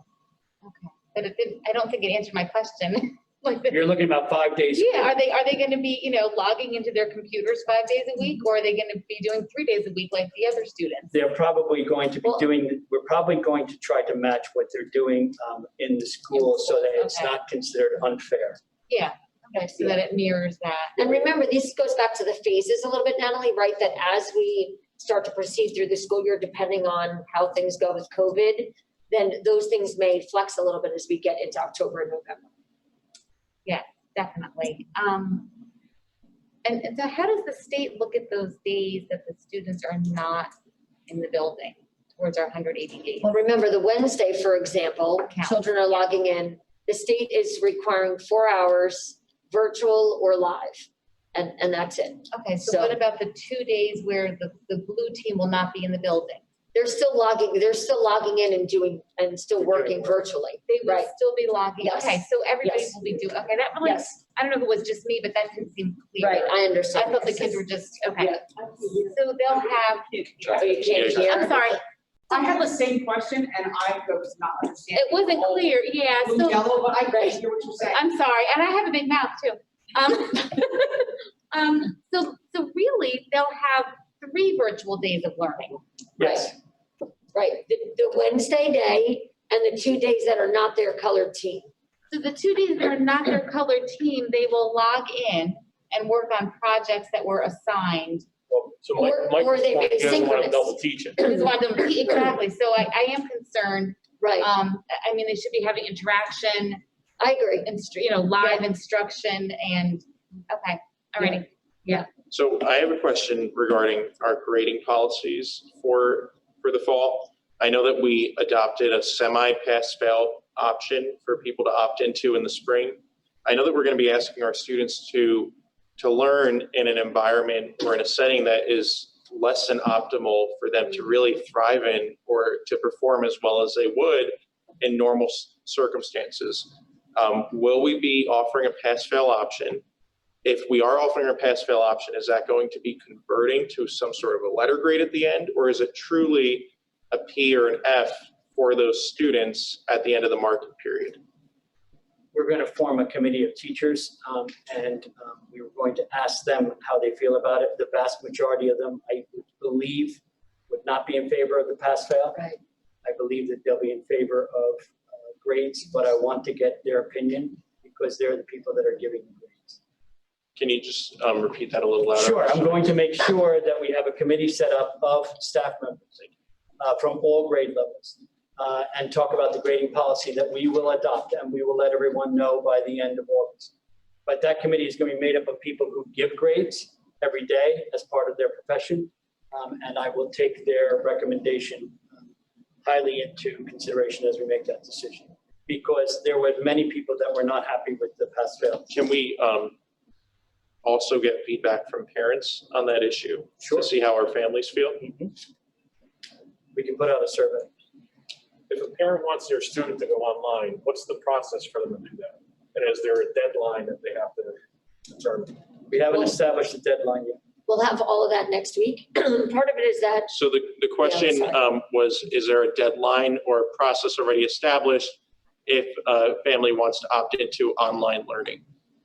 and there will be, but we don't have it tonight because you need to feel comfortable knowing what you are opting into or out of, right? If you're a parent, I wouldn't want you to say, yes, I want to do virtual learning. And then next week when we present the full plan with the details, it talks about synchronous versus asynchronous, logging in, pass, fail, grading, attendance, for you to say, that's not what I signed up for, right? So that's why tonight is a framework, so they start to understand where we are. Next week, all those details will come out, and then we will talk about those and provide a timeline, Brad, like you asked for, so the parents would have the opt-in responsibility. So if you want to come to school in September, you won't have to opt into that. You'd only have to opt into virtual learning. But I think it's also important, they opt into virtual learning. They can't on a Monday decide to send their kid to school and then Right. Tuesday not, right? No, right. I mean, look, we originally envisioned like the first, those phases to be part of that, right? Or the first marking period. We only presented the first marking period. And that's maybe aggressive, maybe appropriate. We don't really know yet, depending on what happens with COVID. But yeah, if you commit to online learning, we'd like you to try it because we've built a schedule around that. If for some reason you decide you want to change that, we are going to work with families. But we do have to make sure that we're maintaining that blue gold, so that we're maintaining social distancing. We can still have 100% of the population here with 50% and 50% and still maintain what we need to maintain in the beginning. Hypothetically speaking, if 50% of the parents want to go online, is there any chance for the other 50% to go to school 4 days a week? Certainly. I think we have to consider every piece, right? I mean, I don't know that we'll have that many. But I think the estimate that Chuck had was 10% was a conservative estimate. I think the parent survey came back at about 20% that we're talking about keeping children home. We're really not going to know until we till we kind of release that, which as soon as we get to July 30th, we'll release that information to the parents again through podcasts and letters from me so that you know exactly what the process is and what it looks like if you want to have online learning instead of in-school learning. And you're absolutely right, Brad. From there, we still have to customize the schedule based on what happens. For example, right now, we're working with our teachers to find out how many of them have medical needs and cannot return to live instruction in the fall. So we need to know how many of them will not be in the classroom. We essentially have to recreate the schedules for 5 buildings in the next 8 weeks before school opens, or 6 weeks rather. I'm sure you don't know the answer to this one, but Probably not. what's happening with out-of-district students? You know what, that's a really good question. Actually, the question was about out-of-district students. So we are working with our out-of-district placements. And in fact, the committee that I'm on for the region is a restart committee, and they've been inviting a lot of those out-of-district schools onto the calls. So they're also developing very similar protocols like AB schedules. Most of the county right now is looking at AB schedules. There are variations, of course. We will have to work with the out-of-district placements to make sure that those children are transported appropriately. We just don't, but I don't have the answers right now. And we might not even know by the time we approve the plan. We might have some ideas about it. And we're going to have to work with those families and those children. They're entitled to certain services. And my last question is, I can only imagine we're going to have a shortage of subs. What do we do Absolutely. about that? Absolutely. The question was about a shortage of substitute subs. teachers. Substitute teachers. Right. And we already have a shortage of subs anyway, substitute It's going to be teachers, exacerbated sub now. custodians, sub everybody. We have shortages. I mean, you know, if you have 60 credits, college credits, you know, you can apply to be a sub. You know, listen, but quite honestly, subs would have to go through the same protocols, right? We want to make I sure was that concerned about the training of them. absolutely, and absolutely. So we have to make sure our subs, when they come into the building, are trained appropriately and that they are healthy and safe. It has to be part of our culture until, you know, there's a vaccine or whatever that case And even happens. though the subs will only be in 4 hours, they're going to get the full day pay. We haven't talked about that. That's a good question. I don't know. I don't know if Steve heard that. Could you repeat the question, Brad? If the kids are only going to be in 4 days and a sub is going to be in 4 days, are they getting their full day pay? You mean 4 4 hours? hours. You mean 4 hours? 4 hours, I'm sorry. I'll add that to the questions for the attorney. Good question. Have virtual subs. I don't think so, and I'll tell you why. Okay. I mean, well, part of it is, and I saw Chuck nodding his head. The question was, will we have virtual subs? The challenge would be, the challenge in teaching online, I think Mark maybe talked about the challenges and some other families talked about it. We know virtual learning wasn't perfect in the spring. We basically shifted from live to online overnight and got through the end of the school year. I'm proud of what we accomplished, but we had a lot of challenges, right? So a substitute for online learning, I don't think would be in the best interest of delivering content. I'd prefer to use our teachers that are assigned to virtual learning and rearranging and shifting some of those schedules. Shift people over, if someone Yeah. got sick and wasn't able to do the job, we would be shifting someone So else. you would Right. shift someone over. So Absolutely. there would be a sub, but it would be our staff. It would be a certified, one of our One of certified our certified teachers. teachers. Okay. So that's. I mean, Brad, to your question, when the board sets a substitute rate, remember, they're not part of the union contract. Realize We that. are actually set an arbitrary rate. But so when we set a rate, though, we always want to know what are other districts doing, because if our rate's too low, they'll just sub somewhere else. I mean, So I think they should get the full day. Well, they the argument would be right. Part Yeah, day. if we don't pay them the full amount, we run the risk of not having subs. And then secondly, could we use them for the full day, even though the kids leave, to assist in other areas Right. to justify their day? So one of the primary functions of us as a board is to set the policies and regulations for the school district.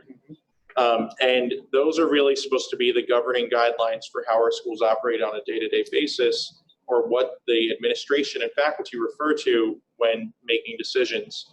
So some of the policies that I started going through the website to look at that we may want to revisit, and this was also in some guidance that we received from NJSBA, the New Jersey School Boards Association, the visitors policy Yes, and the policy on public attendance at school events. absolutely. You know, monitoring that to make sure that we are keeping our schools as clean and as safe as possible throughout the school year.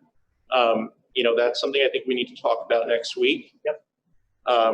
Other policies that we'll probably have to update are the nursing services policy to include the regulation for taking temperatures daily, if that's going to become a practice that we're going to be requiring. Hygienic management, we have a policy on. So if we are going to have daily protocols that we expect every school to follow, I think that we need to make sure that our policies are consistent and our regulations are consistent. See Karen going through her folder, not Sorry. to cut you off. Strauss Esme is just published It was last night. Okay. I have not last night, dived into published a it, couple yeah. of policy changes that we're probably should take a look at next No, week. they'll be on next week Yeah. for you to Okay. see for sure. Good. But So- we just got them last night, But so I have not. the visitor policies is a very important one to many of us. Yes. Which Right. is, right now, the buildings are pretty much set. You walk Double into a entry, building, you yeah. have the double entry, we have the Raptor system, people are checked in. But the truth of the matter is, you really don't want anybody in the building other than the teachers and students. Right. So therefore, the policy is going to, and the safety committee, which is headed by Mr. Wallach, and is a group that reported out for this project, has done a fabulous job of establishing all the concerns that they see about reopening, and then what answers they come up with. And one of them was basically, and I don't want to put words, basically, visitors would have to be stopped at the window, and that would be it. Right. And then one other policy that I think that we need to look at is also the student attendance policy. I know that this has been a hot button in the past Yes. because many of the definitions for what is considered an excused absence or a non-excused absence are set at the state level for reporting Yes. requirements for Yes. the state. However, we don't want families to feel that an absence is not excused if a child has symptoms and feel that they have to send them to school. Right. We want to make sure that we're encouraging Right. families to keep their children home if Yes. they're sick, and that our policies are consistent with that. And I So- think if the board makes a statement within the next 2 meetings about that, it basically says this is what we're going to adopt as our guidelines, at least until the pandemic has passed. I don't think that we would get much pushback from anybody. And if the state wants to grade our evaluation based on attendance, that might be Yeah, I a don't think situation so. where, I don't. I think the state's gonna feel the same way you do. I would hope that they would have the option to log in and have that count as a day, as long as they're feeling, Yeah. Yeah. feeling well to be instructed. Yeah. I have another kind of point to make, and that is, you are, I can't imagine the logistics that went through for the blue and the gold days to try to get 50% of the kids here. You touted that 50% of the kids in the building would then be more advantageous for instruction. However, we also heard about room capacities, and there could be a classroom with a large number of children. And, in hindsight, after thinking about this, it would be nice to think about having the blue and the gold groups be based upon room capacities. Right. So that's the next step. Once you make those. Did everybody in the audience hear the question? Probably. The question was, will the blue and gold team decisions for which children are in which teams align with the room capacity and layout of every building? So the next step is to get in with the people who are doing scheduling in each of the buildings, whether it's the administrative team or the key person that they count on to do scheduling, and then say, here's what you have. Is that the proper room? Or do we start to even move, before we announce who's on the blue and gold, do we start to move students to make sure it's more balanced within the building as opposed to balanced on a ledger sheet? So yes, and there are room size differentials in all of our buildings, and we would put the larger classes in larger classes. Well, on the flip side of that, you got to worry about what that does with busing. Oh, it's I mean, another, it's another major piece. That's Yeah, the but we have to qualifier, come right? up with some sort of compromise between busing and transportation. Remember, the children are on buses for 45 minutes, the children are in school for 4 hours. So we have to make sure that it's not just a transportation issue. Although Jamie did a very nice job, of making sure that families, particularly blended families, families that are in a certain area, that they were all together on the different days. She worked very hard. The other piece I was going to address is the room location, right? I mean, if there's 50% capacity and 50% students coming in, we may be using spaces that we wouldn't normally be using for educational purposes, whether it's the library or it's the gym or it's the cafeteria. You know, I mean, we're not serving lunches, right? This room is quite large. It maybe could be split in half and you have 2 classes in here, or maybe it's just 1, depending on the size. I mean, part of it is that all of those things have to be considered when we're addressing exactly what Dr. Peak talked about, room capacity, and what Dr. McKay talked about was the number of students in each location. All of those things come down to the first piece, how many students are opting in, right, for opting into virtual, so we remove them from the population. Then the 50% blue and gold, which we have a framework on for now. Then seeing where those kids fall on the schedule, right? And then making sure that everybody has social distancing or space between each other. It's a lot. I have a question, since I'd like to thank Natalie for bringing up the whole point, because I was wondering if, let's say, a group is there on Monday and Tuesday, and then everybody's off Wednesday, then what happens, you know, to that group when the other group's in Thursday, Friday, and it was clarified. So the students who are not physically sitting in class will be at home virtual. That's clear. But that now brings me to a question about, since our teachers, unfortunately, that will now be turned into essential workers, and they're not really given a choice to come in or not, since the students will be in for half a day, and then we also discussed subs and their pay, will the teachers be able to leave at a half day to make sure that they're not exposed unnecessarily? No, I think Dr. McKay mentioned it earlier, Teresa. I'm sorry. The teachers are still working a full day schedule. However, right, but are they physically working it in school, or can they go home? Like, let's say, you know, if it's a minimum day schedule, can the teachers then go home and continue to work from home? I think that's a conversation I'd like to have with the union before I respond to it. I'm lucky that you know, Mrs. Smith is here. We won't have the conversation publicly, but I do have to recognize that she has been very supportive and very approachable, even though we've come to some really difficult conversations. We know in the next, 6 weeks, there will be more difficult conversations on both sides, but she has represented the union, I think, very fairly. And I really appreciate that. I'm gonna go back to work with the teachers union before I respond to that question, if you don't mind. Okay, that's fine. And then I have one other question. Well, before, but no, going back to that, I understand it is difficult because of the fact of, we have our teachers who we are turning into essential workers.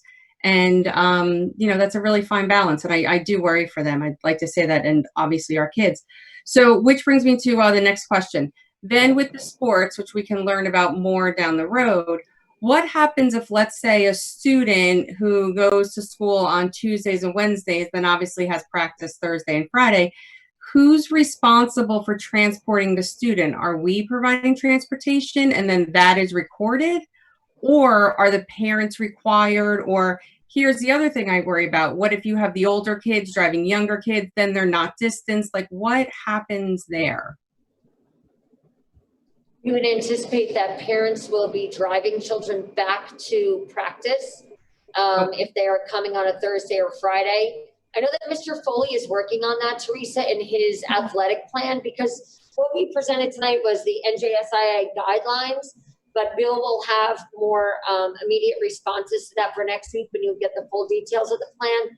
And I understand that teenagers may not be responsible. I certainly hope that if they choose, that if we allow them, that they would be wearing masks appropriately, but I certainly understand your concern. So those things will be outlined in Bill's plan next week.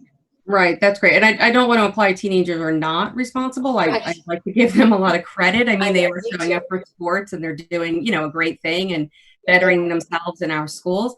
But that's just a concern that, you know, amongst parents, just wondering what happens then if the parent can't drive. Now you're having, you know, groups of kids together and whatnot. So then how does the school just take that into account? But thank you very much. And thanks to Mr. Foley then for looking into it for next week. Much appreciated. I know we talked about athletics, but what about after school programs like robotics and the music, marching band and things like that? Will that be happening? Dr. McKay mentioned before, marching band is getting ready to begin. They're following, it's interesting, NJSIA is kind of the umbrella organization over all of the athletic programs in all the high schools, public high schools in New Jersey. Marching band doesn't follow NJSIA, but they are using NJSIA and NFHS guidelines. So they are using some protocols that have been established. They've presented some really comprehensive plans. So they're following very similar protocols to the athletics programs. We would anticipate in September, if you remember the chart that Chuck showed, the first 2 weeks in September, athletics will still be happening, band will still be happening. At that time, for those first 2 weeks in September, we will not be having any other co-curricular activities at any of the other schools until we start to ease back into the reopening plan. We would anticipate at some point in the future having co-curricular activities, but right now we need a little bit more guidance on the extension of the day. You know, what happens with kids wearing masks, you know, in the afternoon? What happens? Can they meet right after school? Those are things that we still have to make sure that we have details on. You'll have that for next week. Okay. Natalie? Thank you. Will there be late buses? Yes. As soon as we reinstate, you know, our after-school activities on a regular basis, we would have late buses. We would not expect parents to drive children home. You know, our late buses that we've had in the past, we will have again. And look, I'm a huge proponent of co-curricular activities. I think they're essential. I'm also worried about health and safety. I don't want you to misinterpret that statement, but I know there are many children who are craving those social connections, and some of them are finding them in robotics. They're finding them in yearbook. They're finding them in other things that are not sports, right? They're finding them in clubs. So it's really important that we find a way to get those things up and running as quickly as possible in a safe manner for all children and all advisors. Do any members of the board have any additional questions for tonight? Okay, so I'm sure that members of the board will have many questions next week and the following week. And if you have any that come up in the meantime, please forward them to the superintendent. Anybody online have any questions? Yes, so we have online questions, and I'm going to take questions from the public audience here today as well. So we have a smaller audience here in person than online. So I'll first start by saying, does anybody here have any questions? Okay, so we'll start up front. Hi, I'm Caitlin Picarillo. I thank Ms. Davino, Dr. McKay, and Mr. Kepnes for all the work you guys have already done putting this together, and the teams of people that have had to meet. I feel really safe and happy to have a son in this school district because of your hard work. So thank you. Thank you, Caitlin. That's very nice. My son, as you know, is Leo, and he started at Walnut Ridge from early intervention at 3 years old. He started in an ABA classroom, then he went to preschool disabled, and was finally, you know, half days in a general education classroom. And the staff and the therapists there had him thriving.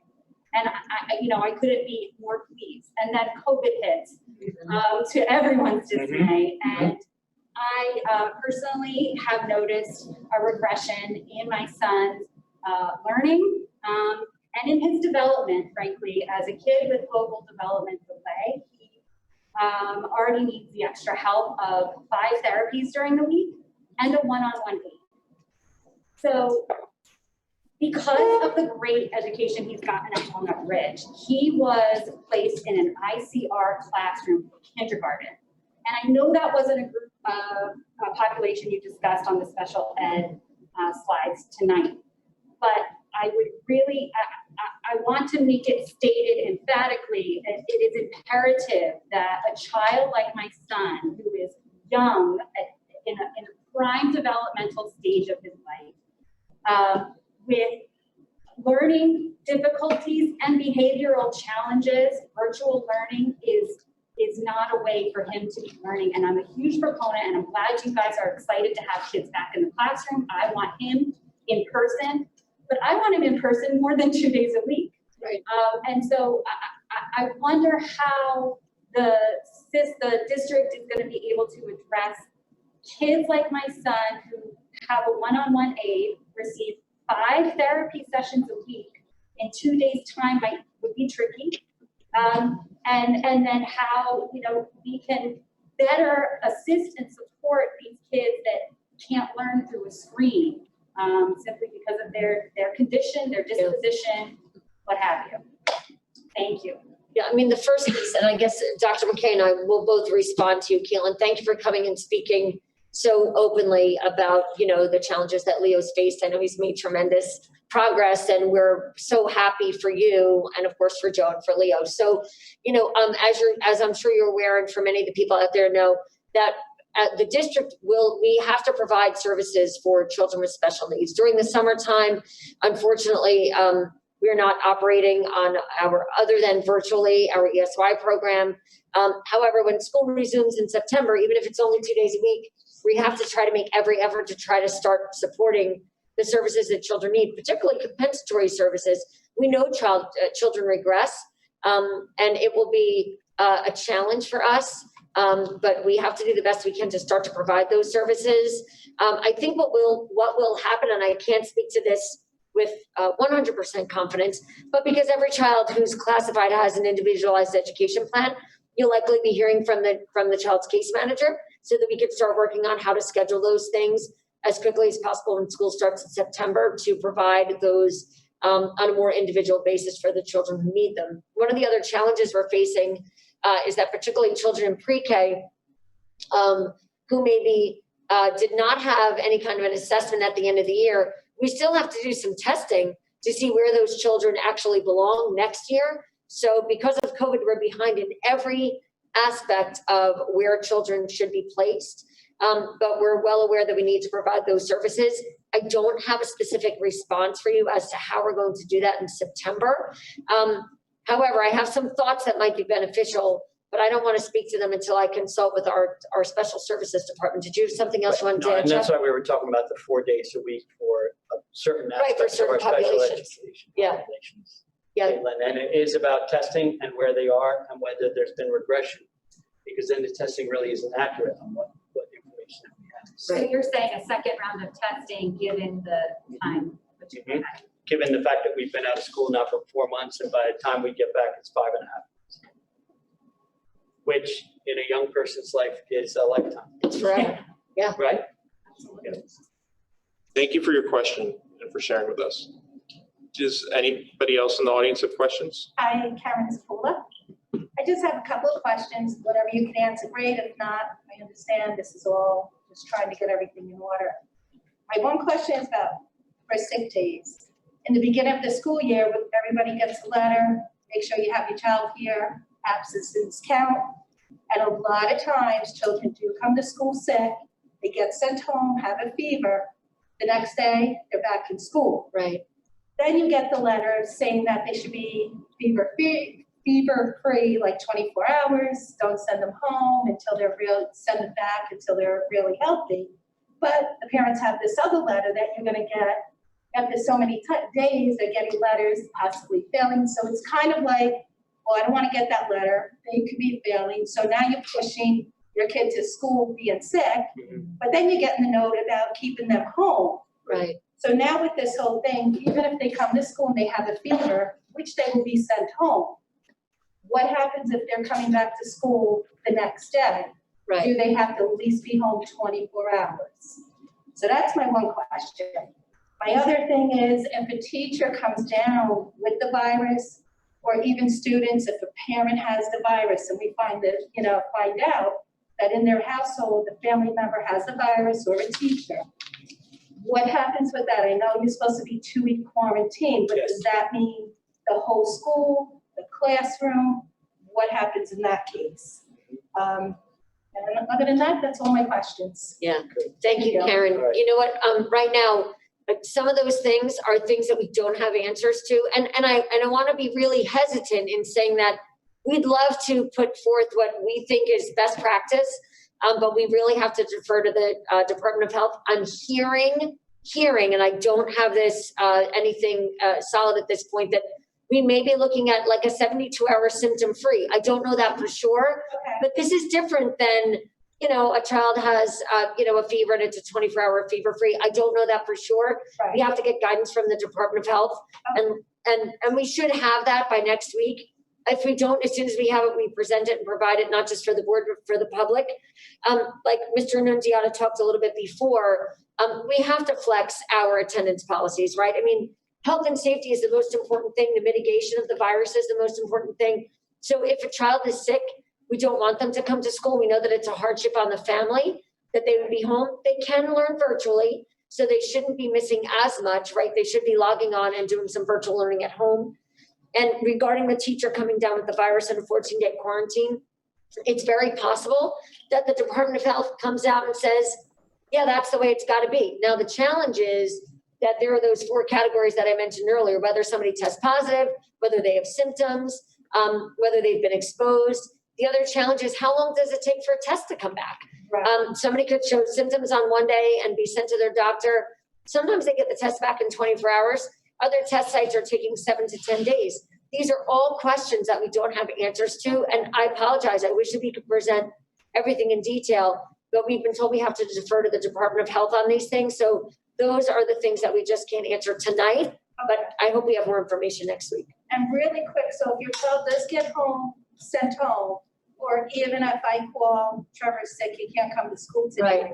but he is okay to go online to do work, is he still able then to at least log online to do Of course, work? Or of once course. it's calling out, he's out for the No. I mean, if a child is out sick, I mean, look, if they can't get online because they're feeling ill, we never want a child to get online because they're nauseous. Obviously, that's a parent discretion piece. But if a child's able to get online and log in virtually, there's no reason why we would withhold instruction or the opportunity. And we really have to, it's a different time, right? I mean, when a child is home now, a child is home because they're sick or they're showing symptoms, right? Where they could be potentially infecting other people. Right. And we want to try to mitigate that as much as possible. So I would anticipate, yes, that they'd be able to get online and do some virtual instruction.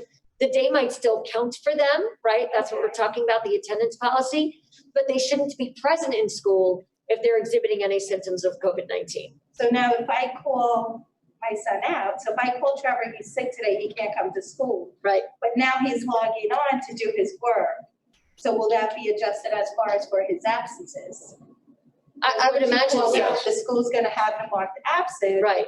But meanwhile, he'll go online to do his work. Right. Yeah. I would imagine, yes. Again, we have to look at attendance policies and how we'll take attendance. I mean, attendance in the spring, we use Schoology. We may or may not be using the same platform for the fall. We think we can do things in maybe a more efficient manner. And that's how we're supposed to grow and learn from these challenges, right? If we can do things better in the fall, we're going to. Okay. All right, We'll have thank more you so on that. much. Thank you for your question. Hi, my name is Jackie. Sorry, just to kind of pick up on her question. If my children do attend school and we do have to call out, are they still going to post all the assignments regardless of whether or not the child is physically in school or if they're going to be online? I don't know how many. Yeah, so the question, in case it wasn't picked up by the microphone, was and correct me if I'm wrong, if your child is attending the 2 days in school option, but they have to stay home because they're sick, Are they still going to? well, they have access to that day's work. But all the information that they're learning in class is still going to be online regardless, it doesn't matter? Right, so that's a good question, and I'll defer to the administration, but I think that speaks to the question raised by Brett earlier in the meeting is, are we going to be requiring our teachers to double teach as well? Right. So how do we, Mike brought that up. Yeah, I mean, we don't want our teachers to double teach. It's a lot of work.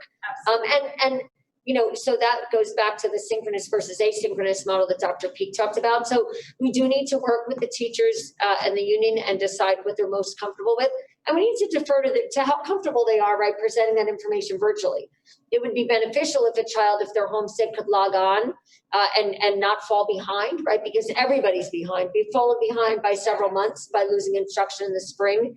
I would anticipate that that's something that could be, worked out. I think that that's something that we have to talk more about in detail next week. Chuck, did you want to respond as well? Children have always missed work when they were sick, and they've always made it up. I think that Schoology will help us a great deal. Most of our folks have everything now online when they're teaching anyway, so I think the access would be there. Right. And just one more question. I have 2 in the high school and 2 in Glen Meadow. As far as the A and B learning, are they all going to be? They'll be on the same team. They're all going to be on the same team. Okay, great. Thank you. Thank you. Hi, I'm Vicki Smith. I'm of Lake Walk Hill section of Vernon. I'm also an English teacher at the high school, and I am the VTEA president. I have been introduced as presidency by 5. I want to thank administration and it's important to me that board members are concerned for the educators that are working in the district. So I thank you for that. My phone's been blowing up with questions about this, questions about what about this, what about that. And I just want to assure, anybody in the district that's listening online or here, that we are working together. And the one thing that has come across is that the health and safety of everyone in this district comes first. We agreed with that right off the bat. There are a lot of questions, and we're working on it. And we both organizations want the best for our students, for our educators. So we don't have all the answers yet, but we are working on them. So keeping in mind that we're thinking about our lives here. Our students' lives, our faculty's lives. And we take that very seriously on both ends. And I appreciate that. And I'm very grateful to be in this district because I'm hearing nightmare stories from other people in other districts. So thank you very much. Thank you. Thank you, Vicki. Thank you. Thank you. Thank you for your leadership as well on all this. This is the most Great job. difficult thing Very any of us have ever been through. I no longer have this situation, Kathy Carney, Glenwood Section. But if you have multiple children in your family and one of them is sick with a fever, does everybody stay home? What's the thought on? So I'll repeat the question in case it didn't get picked up on the microphone.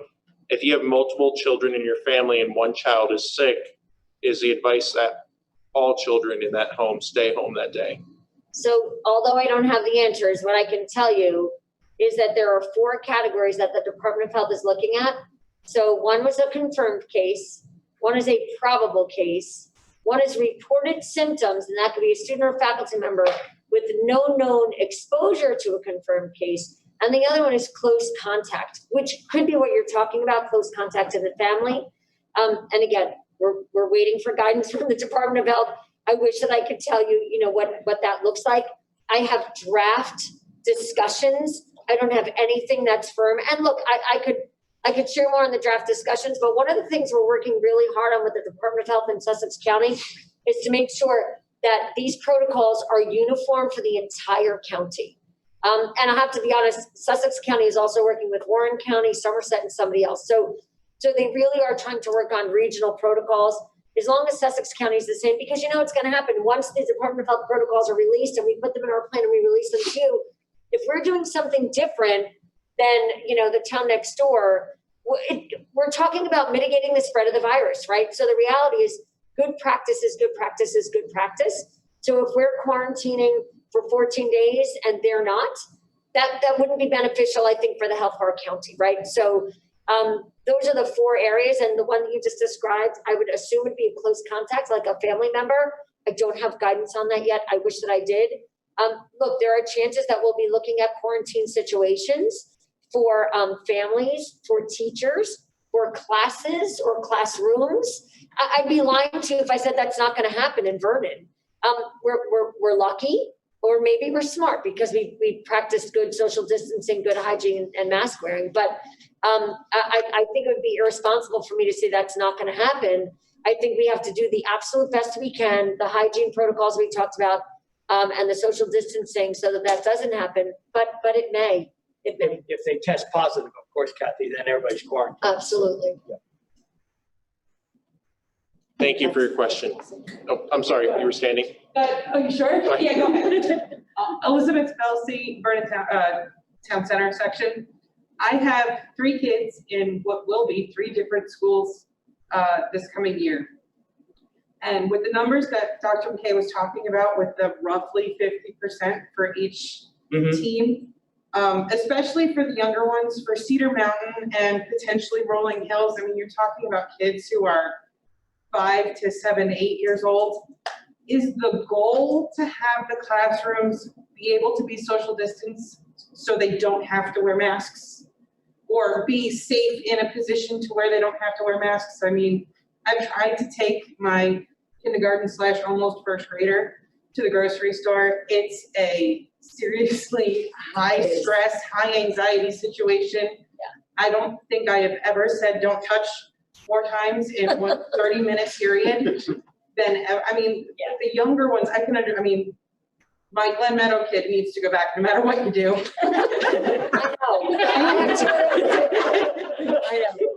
You can tell by the laughter how often we've heard that, but honest to God, like, people will stop us in the store and go like this, just open. Yes.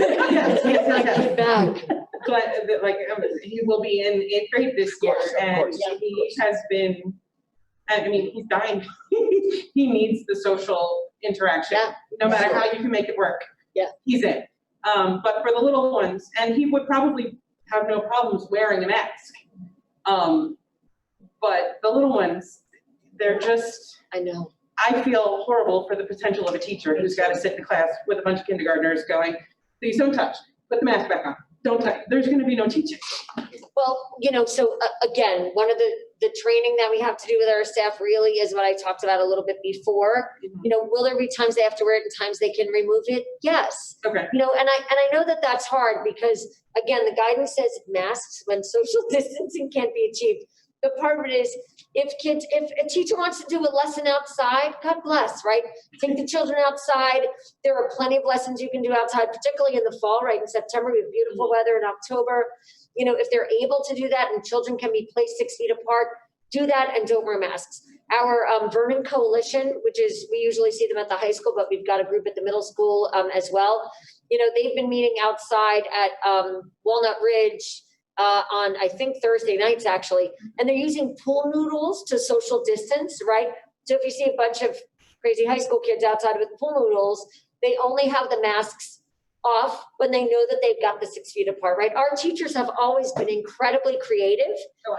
We've seen pictures of children in other countries with these very large hats with giant brims, and that when the brim touches their neighbor, they know that they're too close. I know these sound like silly things, but for young children, to wear a silly hat and to not wear a mask is okay, right? That's comfortable for them. And the teacher's not saying, put that down, don't twirl it on your finger, don't drop it on the floor, right? Because we do want our teachers to be able to teach. We know that we have a long way to go. The one thing I guess I would respond to the community with is that, you know, all of the things like managing student distraction and behavior are things that our outstanding teachers do every day, right? And they really do. I mean, generally at a board meeting, we don't talk about things like how many kids are wearing baseball hats or how many times we have to redirect a child. That happens in the schools. You know that as parents, that happens in our schools all the time. Our teachers and administrators, I think, do a very good job with, you know, balancing that. We will have more details next week, particularly when the mask can be on or off. But even as I'm glancing through some of the policy, a lot of that is in there about when masks can be removed. Breaks are encouraged. We don't want people to have to wear masks all the time, but we do have to maintain healthy, you know, and safe procedures for all of them. So I'm sorry I couldn't answer your question better, Mrs. That's okay. I know that that's going to be a huge talking point, especially for the younger community, on whether or not they're going to send their kids back. And you know, for the older ones, like you said, I mean, if you say to your kids, you know, either wear a mask or stay home, and they're like, I'll wear a mask and go to school, just send me back, right? My kid will go back in a biohazard suit, you know, that. So, yeah, so with the younger ones, I know you're adding a huge distraction to an already distractible age. So absolutely. Thank you for your question. In the back, you keep trying to ask your question. I'm sorry. I have a maybe it's another question. for little kids, is it possible for them to wear a face shield instead of a mask? Yeah, you know what, that's a really good question. So thank you for bringing that up, actually. Our people who are working on mask protocols, which is Mr. Wallach, Scott Wallach, our Director of Security, along with some other folks in the district, they are looking at face coverings, which is what the law says. What does that mean, right? So in fact, our robotics team started making face shields for many of our younger children, particularly some of our special needs children who may be dealing with some sensory issues and can't have a mask on. So we do have some robotic shields made for them. They already, I just saw the other day, they're making long shields that cover your whole face and body that attach to baseball caps. That might be more fun for a child to wear. And none of it's fun. I'm sorry, maybe I shouldn't have said it that way. But for a young child, the mask is a challenge and the face shield may be something that we can wear. So we are hoping that a shield is an option. Right now, the guidance from the governor hasn't said what's appropriate and what's not appropriate. So we are working to try to find out how we can provide the least restricted face covering while still maintaining that separation so that there's really no transmission. My next question is, if you opt into virtual learning, are they still able to participate in a sport? Yes. Okay. Yep. And when we talk about a short day or a half day, are we shortening all of these 8 periods? Are we shortening them time-wise? Are we eliminating some things like, yes, you're removing, you know, are they taking out gym? Are they taking out, you know, obviously a lunch period? You know, are they focusing more on the academic and eliminating, just for instance, my son is a sophomore in high school and he takes a CFM class. Right. That's not something you can do online. Yes. Right. That's something that is absolutely hands-on all the time. Yep. Is that something they're going to focus on and eliminate the other, not quote unquote, not essential as far as gym and that sort of? They're removing the hour-long lunch. They're removing other periods in the high school. In the other schools, there is discussions just like you're talking about what we're going to focus on in that time period and how we set up the blocks. So it will depend on how many people are going virtual versus how many students are in school. But there was a discussion, I had a discussion this afternoon with Dr. Stumper about the Rolling Hill schedule. He has some ideas. I know that Dr. Anderson has some ideas about the schedule of the high school. And the idea is to focus on as much as we possibly can during that period of time. But just so I make sure that everybody heard that answer, if your child is doing virtual, they can be involved in any of the after-school activities. And as far as the specifics, like you asked about what might be omitted or not omitted, those specific plans will be available next week when we have another meeting very similar to this one. So the principals have been working, like Dr. McKay said, individually. Yeah, they're working with our curriculum directors to make sure that we have everything. We want to give our children as much as we can. I mean, 4 hours is a short time, right? Right. So we want to make sure we give them as much as they possibly can get in that time. Programs like CFM, we certainly understand that's a hands-on program. That would not be eliminated. No, they'll have their periods. Yep. Does anybody here in the audience have any other questions at this time? We have a ton of questions and comments from the live stream. Okay, so I'm going to go over to that at this point in time. It looked like, Matt, we had 375 viewers at one point, which is about 10 times our normal viewership. They're very lively. And Matt printed out the question in case my battery dies. That's a lot. The first question is from Octavia Austin of Vernon Valley. Will the children be checked prior to boarding buses? No. So, sorry, Octavia asked if the children would be checked prior to boarding buses. We would ask that parents check at home before you send the child on the bus. We'll make sure that, again, in one of the slides, Mr. Kepnes had indicated, protocols, right? So things we're talking about with our attorney. What are you looking for at home? Are you looking for a fever? Is it 100.4 or 100? Are you looking for other symptoms like sore throat, nausea, loss of taste or smell? All those things you will have. Part of it is that those protocols are different depending on who you speak to, right? So sometimes you speak to the Department of Health, they say one thing, a public nurse says another thing, our school physician might see something else. We have to make sure that we have exactly what those protocols are so that you know what to look for. At home, if your child is exhibiting those symptoms, please don't send them to school, but we are not checking them until they are disembarking from the bus or your car, and we are checking them before they enter the building, so that if there's any sign or if there's any symptom of the virus, they would be sent home if mom is there, or they would be quarantined so that they're not exposing other children. Thank you. The next question is from Mike Gelfand of Highland Lakes. What will the process be for parents who drop off kids rather than putting kids on the buses? So you touched on this earlier, and you just touched on it now. The temperatures will be checked when they get to school. As far as traffic goes, for Mike and for other people at home, that's why we have Mr. Wallach working on traffic patterns. Once we know how many children are opting out of, or how many parents, I'm sorry, are choosing to drive their children to school, again, you're going to tell us, I'm not comfortable, I'm going to drive my child to school. We're going to take those numbers, send them over to each school building so that we know how many cars we might anticipate in the morning. And Mr. Wallach will work on creating a schedule so we've got an even flow of traffic. And some of those pandemic response assistants will also be working in assisting with that. Yep, assisting with that. And there was another part to this question. It was, Oh, I'm sorry. how long does a mist spray stay suspended in the air? And what does the EPA, FDA, et cetera, say about its toxicity? I think Mr. Kepnes can answer that. I have to get back to you on that. I cannot answer that directly. Yeah, we do know it's EPA approved, but we'll have to get some answers regarding toxicity and how long it's suspended in the air, right? And also, what is the, I believe that you already answered this. What is the plan for in-school learning if a student, teacher, administrator, or any employee tests positive after having been in school? And at this time, we're waiting on more guidance from the Department of Health. But they would be quarantined. But they would be quarantined. We don't know for how long, we don't know for how many people, depends on the exposure level. And what about tracing? That's when you have to trace back to where that teacher was. Right. And what improvements, enhancements to remote learning can parents and teachers expect? And this was something that Mr. Chili also requested, that at our next meeting, we can talk a bit about how remote learning will look differently in the fall than it did in the spring. Right. And who will enforce mask protocols for students, teachers, administrators? And this question was also asked, and that's the administration of the building. And that's going to go back to the building administration. The next question was from Monet Mazio-Berg.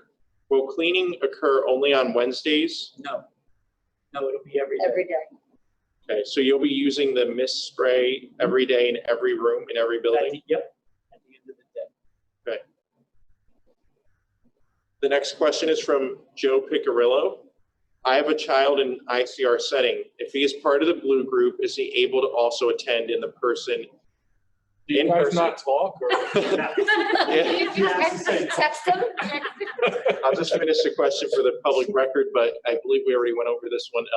Will he be able to also attend in person on the gold days, if only to receive his therapies such as speech, OT, PT in person? So, and we went over that question. Although it's nice to hear from Mr. Yes, It is. I hope Thank Mr. you, Joe, Piccarillo is for doing well. chiming in. Good. Yeah. Good.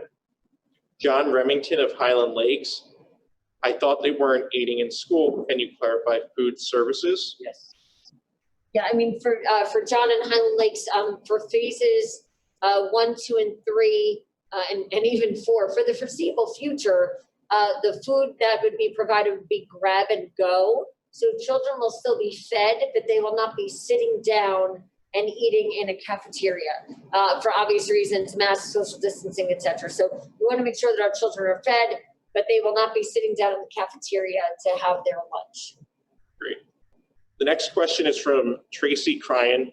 If I'm keeping my kids home for virtual learning, will I be able to send them back, say in December or January, if I feel it's safe for them to return? Will the teachers doing virtual for those who chose to keep the kids home be doing Zoom classes? For the first part, absolutely. If you feel you want to come back, let us know, and we will make sure that you're assigned to the schedule. And then what was the second part? Virtual will be Zoom classes along with other things as well. Right. And yes, they will be able to come back. We would obviously take the grades that the teacher had been giving them online and then continue with the process with them. Thank you for the question. The next question is from Virgilio Carabello of Sussex. How will classrooms be set up to ensure social distancing? And why wouldn't masks be required in classrooms? So classrooms, you know, when we have 50% of the population here, social distancing should be easily attainable. I'm not going to say everywhere, but in most cases, right? In those cases, upon the teacher, the mask can be removed. The teacher might direct that. And then what was the second half of the question? But other than that, you are going to be requiring. Yeah, we are masks. requiring masks. Yeah, And, yeah, perfect. and the next question was, will teachers be teaching virtually using a platform like Zoom? And that was the previous question as well. The next question is from Martin Peringer. How are after-school programs handled with blue gold teams, as multiple students from either team could take part in the activity? Yeah, I think some of these questions were submitted before they were answered, but that's all right. We'll still go through the questions just to reiterate, even if it's a simple answer. And the administration is going to be working on scheduling to make that happen. The next question is from Jessica Rostami of the High Breeze section. On days without lunch, will students be permitted to eat snacks in school? Students who ride the bus will not be home for lunch until after 2 p.m. Yes, they will be able to eat snacks in school. Yes. Okay. The next is from Mark Bray. Have we considered how we are handling the SCCC at BTHS classes that meet after school and in the evening? Yes, we had a conversation with SCCC. Sherry Fitzgerald, who Mark knows well, who's responsible for the program, as well as the administration over there. They have to make a decision about how they're doing online instruction and whether they want our folks to be doing online instruction for those classes. If not, those folks would. We do have to have a conversation about having the classes in person here if they decide to do that. If they do that, then we need a cleaning team to make sure that those rooms are cleaned after that team is gone. But that's a great question, Mark. The next question is from Bill Miller of the Glenwood section of town. I am concerned that this reopening plan will affect families' financial situations, as we now seem to have to plan, pay, provide care for children daily. Are there considerations in regards to this situation? This plan does not allow a family with 2 incomes. Bill's absolutely right. I mean, one of the things I talked about was the concern for our working families in the community. You know, we realized that, and again, the phases at the beginning that we talked about in the presentation are flexible. We really have to see how we're doing.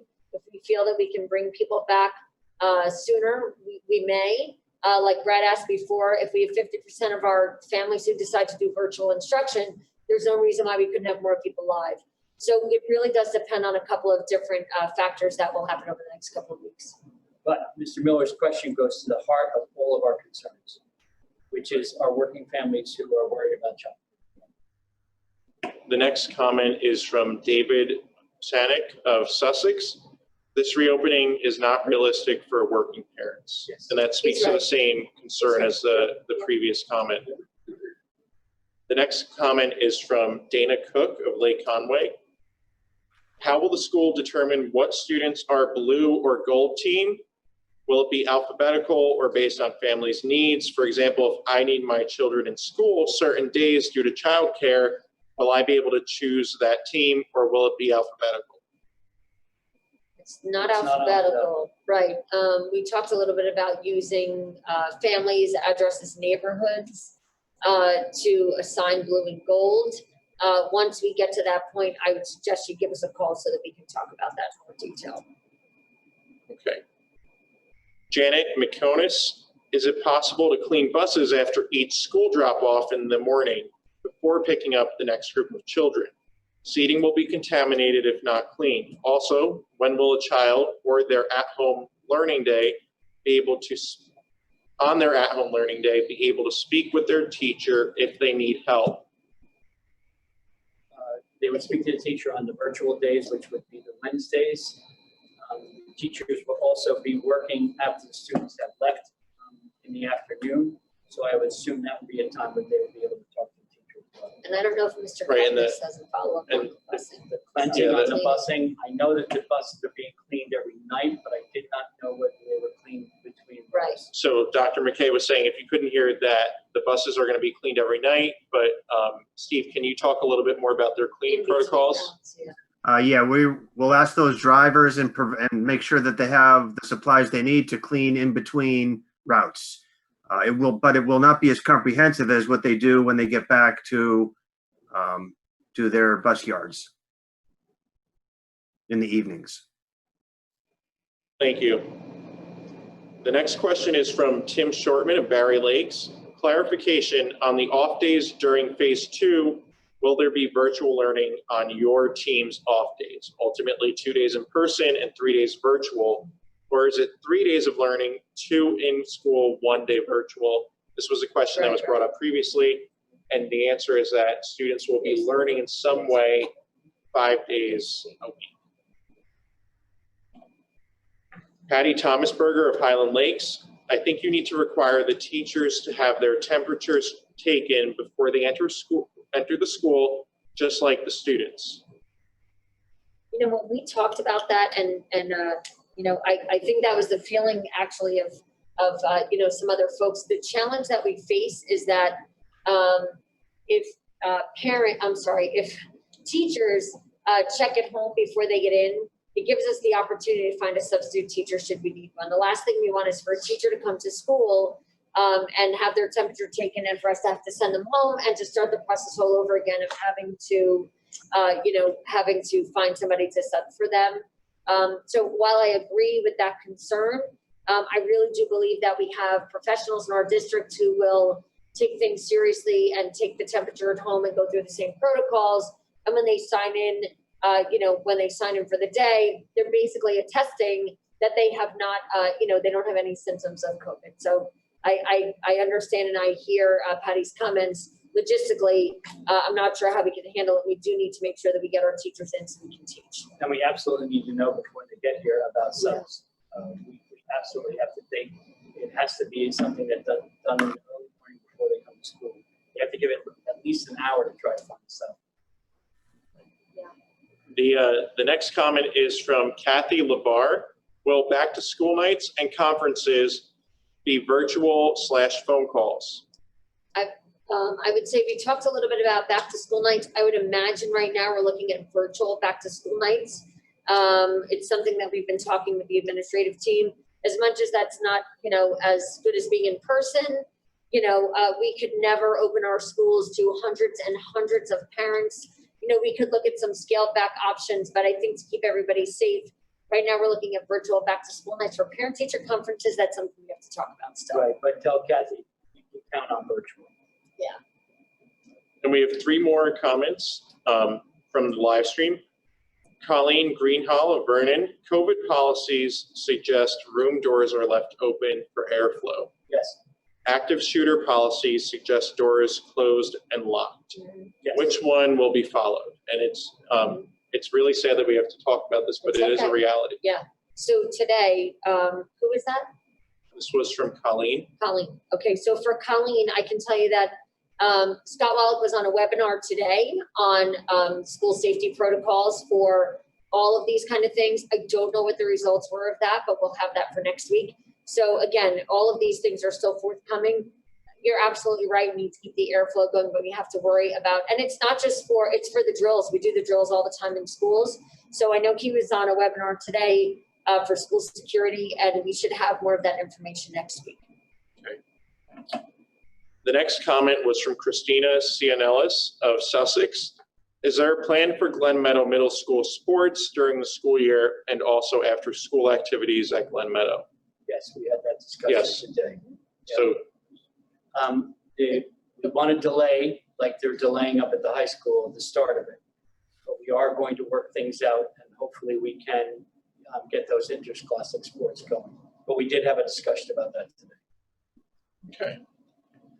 And the last comment that we have right now on the live stream is from Jessica Crum of Barry Lakes, and it's a very good question. Considering that school days will be shortened to 4-hour days, will students still experience special area classes such as physical education, art, etc.? Yes, it may not be on a daily basis, but we are making sure that they have their specials. Okay, so At this time, there are no other questions. You have a few more. Is your laptop up? Oh, no, I have 8% left. So please. I can bring you this. Can you just hold them up? We Yeah. have 3 or 4 more questions while you're reading. Yeah, do you want to post them? They're in the Oh. Google Doc. I put a little line where the new questions started. Oh, I only have up to Jessica Crum. You want to read them out, Matt? I think my Wi-Fi I is, think we have another question from Caitlin. Yeah, I was going to say, you want to. yes. We'll have to raise that over you. Yes, while we get that, do we have a question from the audience? I thought I had it in there. I just wanted to see how feasible it might be for working families for them to send in their kids on the days that they're meant to be virtual, but to not be in a classroom, rather in like a spread out space like a cafeteria where they could log in and do their virtual learning on premise at school, but not in the classroom. Yeah, it's a model that we're hearing about in some other districts, Caitlin. I want to say Newton is using a model similar to that. Don't quote me. Again, it depends. Part of that is how many parents need that service. You know, a teacher still needs to monitor. We still need to look at masks and social distancing, right? So the answer is I don't know right now, but it's something I am hearing some other districts are using as somebody like as a facilitator, right? To make sure the child is logging in and doing their work so that the family can go to work. So it's definitely something we would consider if we felt that we could do it. I'm hearing from people about, you know, working families and the need to be able to send our, you know, kids back to school. So thank you for sharing that. Thank you. Matt, do you have those? Yeah, I have them coming now. 1 second. Okay. Oh, I see now.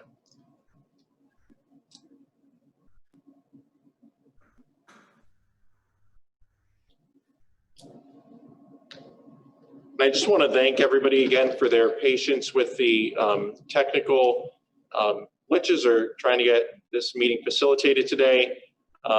We are working on a hybrid model as a board and an administrative team, just like our district is looking at a hybrid model for September. So, you know, we're going to work through this and it's going to improve over time. But thank you for your patience. All right, the next question is from Richard Smith of Vernon. Will NJEA members be paid when having to quarantine or use our own time up / go unpaid? Subs also travel to a few schools a day. Another thought.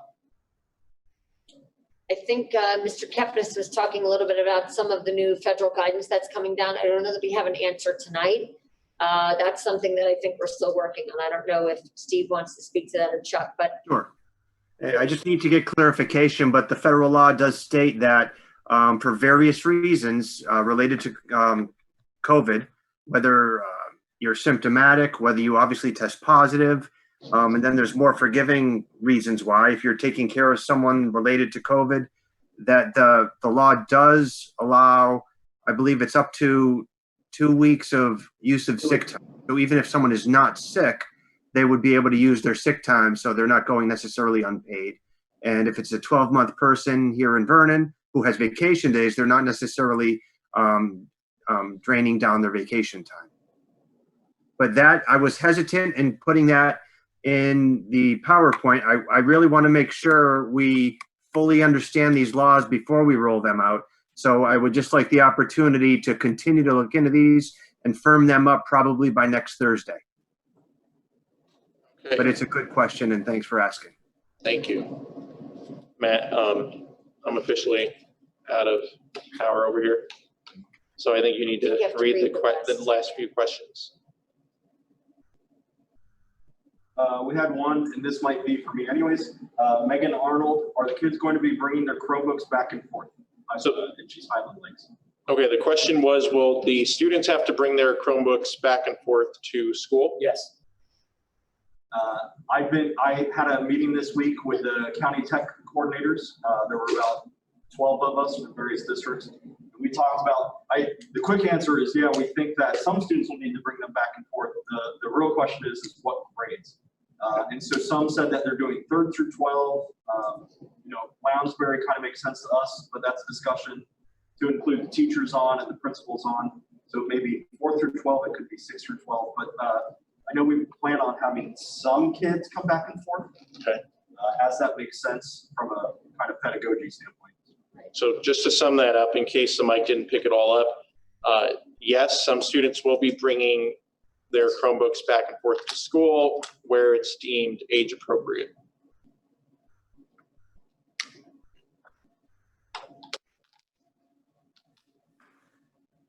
Do we have any more comments, Matt? Not at this time. Okay. All right. Does anybody on the board have any additional questions for this evening on the presentation? All right, seeing none, we'll move on to the next item on the agenda. Thank you to everybody who tuned in for this first iteration of the framework for the possible reopening of our school buildings. As we said, we're having numerous meetings about this. The administration is always accessible via email, so please reach out with your questions and tune in next Thursday night, where hopefully we'll have more answers to some of the more open-ended pieces. So item G is approval of the minutes. Can I have a motion for the approval of G1 through 6 as listed? Chili to move. Mr. Chili, second. Second. Mr. Sparta, questions or comments? Roll call vote. Mrs. Coughlin, Yes. Mrs. Mitchell, Yes. Dr. Peak, Yes. Ms. Pellet, Yes. Mr. Sparta, Yes, abstain as noted. Mr. Annunziata, Yes, abstain as noted. Mrs. Bucieri, Yes. Mr. Chili. Yes. Motion carries. Thank you. Item H, correspondence, Mr. Kepnes. We have received from an employee requesting their medical leave of absence, a letter from Cynthia Vasquez, resignation, and a letter from Deb Merrill indicating her resignation for reasons of retirement. Thank you. Item I is the president's report. You've heard me talk enough probably already, so I'm going to be very brief. I don't want the meeting to go without recognizing something that happened in our community in the last few weeks. We did have a student who graduated in the class of 2020 tragically pass away. This student was very involved in our schools in DECA, a really bright star. I have only heard the most phenomenal things. So, Ms. Davino and I had the opportunity to attend the viewing with the family this weekend. It was really great to see his friends and some teachers there to support each other. But it's important that we recognize this this loss for our community.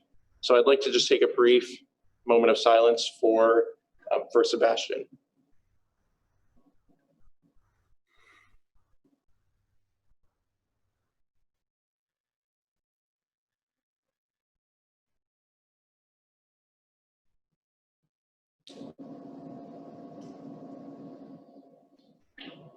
Thank you.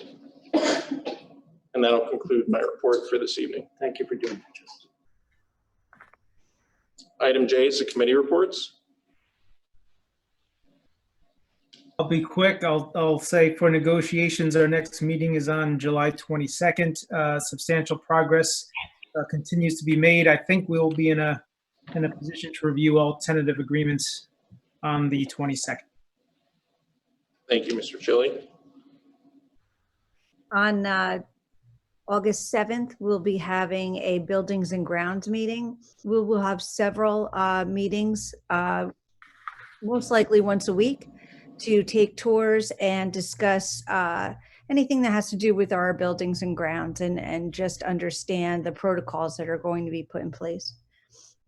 And then we will also have on the 29th of July, we will have our student life meeting as well. We will be discussing in that meeting the protocols of our graduation and some other items to enhance student life during this time. Thank you. Justin, I have two that I'd like to speak to. Earlier this week, we did have a finance committee meeting. The board should have in your packets the information, but we looked at budget projections. I played out a scenario of lessening our state aid based on what we expect to receive and see what that looks like in the next few years.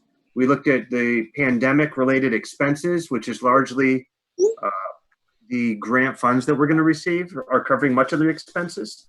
The other piece is this pandemic response assistant that we would hopefully be hiring to assist. That is certainly over and above the CARES Act funding that we'll receive. We looked at the grants for approval that are on your agenda.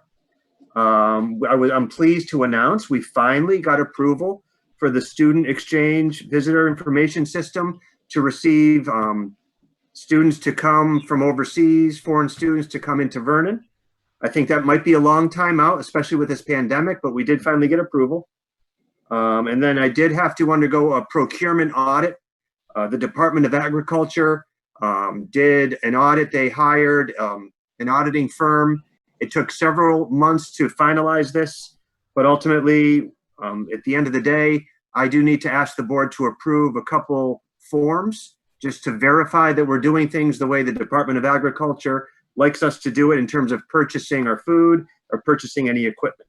And then lastly, we looked at the taxpayer spending guide, and I'll look a little bit more closely at that tonight, later on in the agenda, when we look at the financial roadmap that we'd like to continue discussing.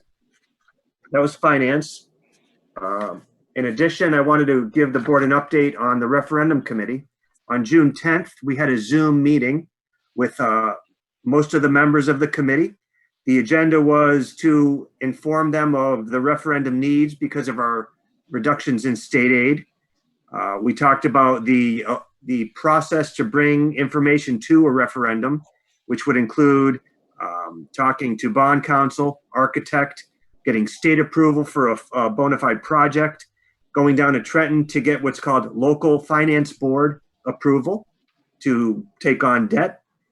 We reviewed each of those professionals, what their roles would be. Most importantly, and I can't announce this enough, when we take on this debt for projects, we do get 40% state aid towards the cost of those projects. So if we were to take out a loan for 15 years, we would spend that money in year one doing the projects. Then as we pay back that loan, each year's payment, we would receive 40% from the state to pay back the loan. So it's a great bang for our buck. Question. June 17th, we met at the high school. We walked through some projects that I think would be worth looking at in forms of a referendum if the committee chose to bring this to the board. And then June 24th, we walked through Glen Meadow and we looked at some other projects in Glen Meadow, some needs in the building. So now I will be making a date to go through the rest of the schools so we can come up with lists, eventually summarize that and present something to the board. That's the referendum committee. Thank you, Steve. Any other committee reports for this evening? Okay. We'll move on to item K, public participation. This is for items on the agenda and any student comments. If you have any additional comments, please share them with us at this time. Share your name and part of town, and we will make sure that they get into the record, even if you're not here in person. We'll just give it a minute in case anybody from the live stream would like to submit a comment.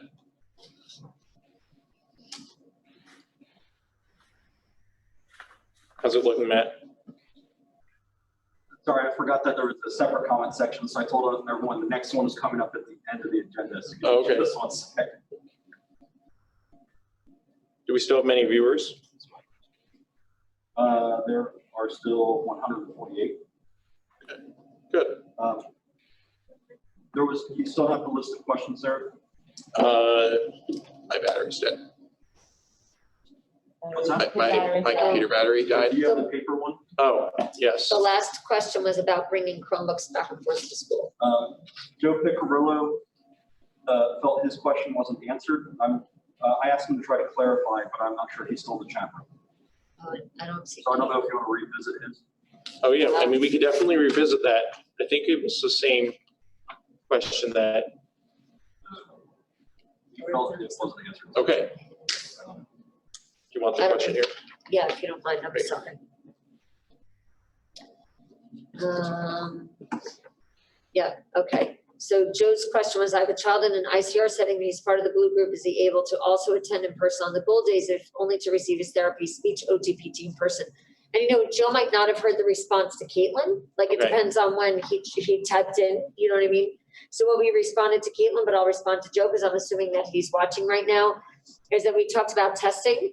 We also talked about identifying the needs of each child. So my response to Caitlin was, we would be working with each individual, with the case managers of those children to make sure that we are trying to issue those compensatory services as often as possible. So to say, yes, they're definitely coming in, or no, they're not coming in, really does depend on the needs of the child and where they have regressed. So I hope that helps a little bit. And my apologies, Joe, if it doesn't. Do we have any other questions at this time or comments? Okay. Seeing none, we'll close it to the public at this time. Move on to item L, the superintendent's report. Thank you. Obviously, I'll try to keep things brief. I only have a couple of items of information. Each member of the board has received a copy of the superintendent's report. A couple of quick updates for the class of 2020. We just started to talk a little bit about how graduation will run in August. The high school put out a survey to the class of 2020, and the class actually selected 2 ceremonies so that both parents could attend each event. Due to the recent restrictions on outdoor gatherings, it currently caps the total attendance at 500. The high school administration polled the class of 2020. One graduation ceremony will be held with students with the last names beginning with the letters A through K, and the other one for last names beginning with the letters L through Z. More information is forthcoming. That will be shared in part with the Student Life Committee on July 29th. In addition, Dr. Anderson and her staff at the high school will be releasing that information to our graduating class. I know that they're already doing things like measuring space at the bleachers to make sure that we're adhering to all social distancing guidelines. Our plan for graduation needs to be submitted to the County Office of Education at least 7 days prior to the event, and certain qualifications must be met in order to host outdoor graduation events. But we're confident that we can certainly make sure that we adhere to all of those guidelines. I just wanted to recognize the class of 2020. Special thanks to Jen Shearhall for putting this information together.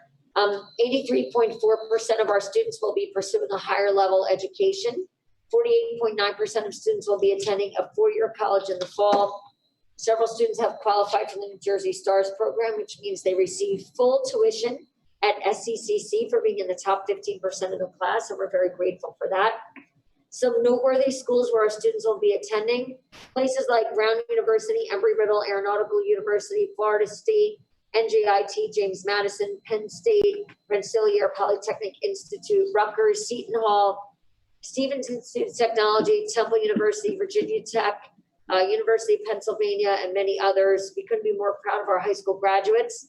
And some of the majors that our students will be pursuing are molecular, pre-med, and cellular biology, chemistry, psychology. Like, these are not easy things, right? I read these lists and I go, like, this is crazy. Yep. Molecular biology, right? Psychology, marketing, international business. A lot of students interested in pursuing education, including English, art, music, history, phys ed, elementary, secondary. It's always important to have educators in the future. Finance, criminal justice, graphic design, and engineering, things like aerospace engineering, civil engineering, computer engineering, electrical, and mechanical engineering. So our students do not take easy majors when they graduate and they go on to college. So congratulations. Also, special congratulations. A few of our students will be playing Division I athletics in softball and track and field, and Division II and III for field hockey, soccer, wrestling, basketball, and ice hockey. So class of 2020 has been through an absolutely tremendous time this spring. I just wanted to share some of the data we had. I thought it was appropriate as we start to close out the school year and move into the next school year. A quick update on the financial roadmap. Mr. Kepnes talked about this a little bit. At the June board meeting, I talked about a timeline. It's actually in the superintendent's report, just to refresh the board members what that timeline looks like.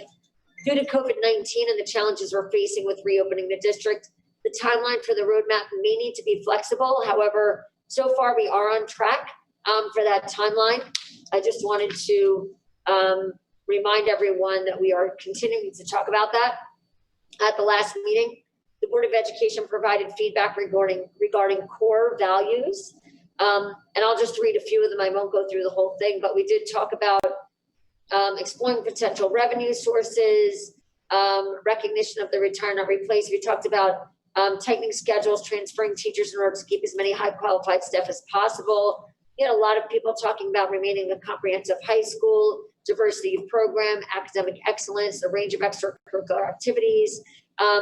We talked about class size. There are a lot of items that we talked about at the last meeting. I don't want to rehash them, but I did want to put them in the report so that it's fresh in our minds as we talk about that.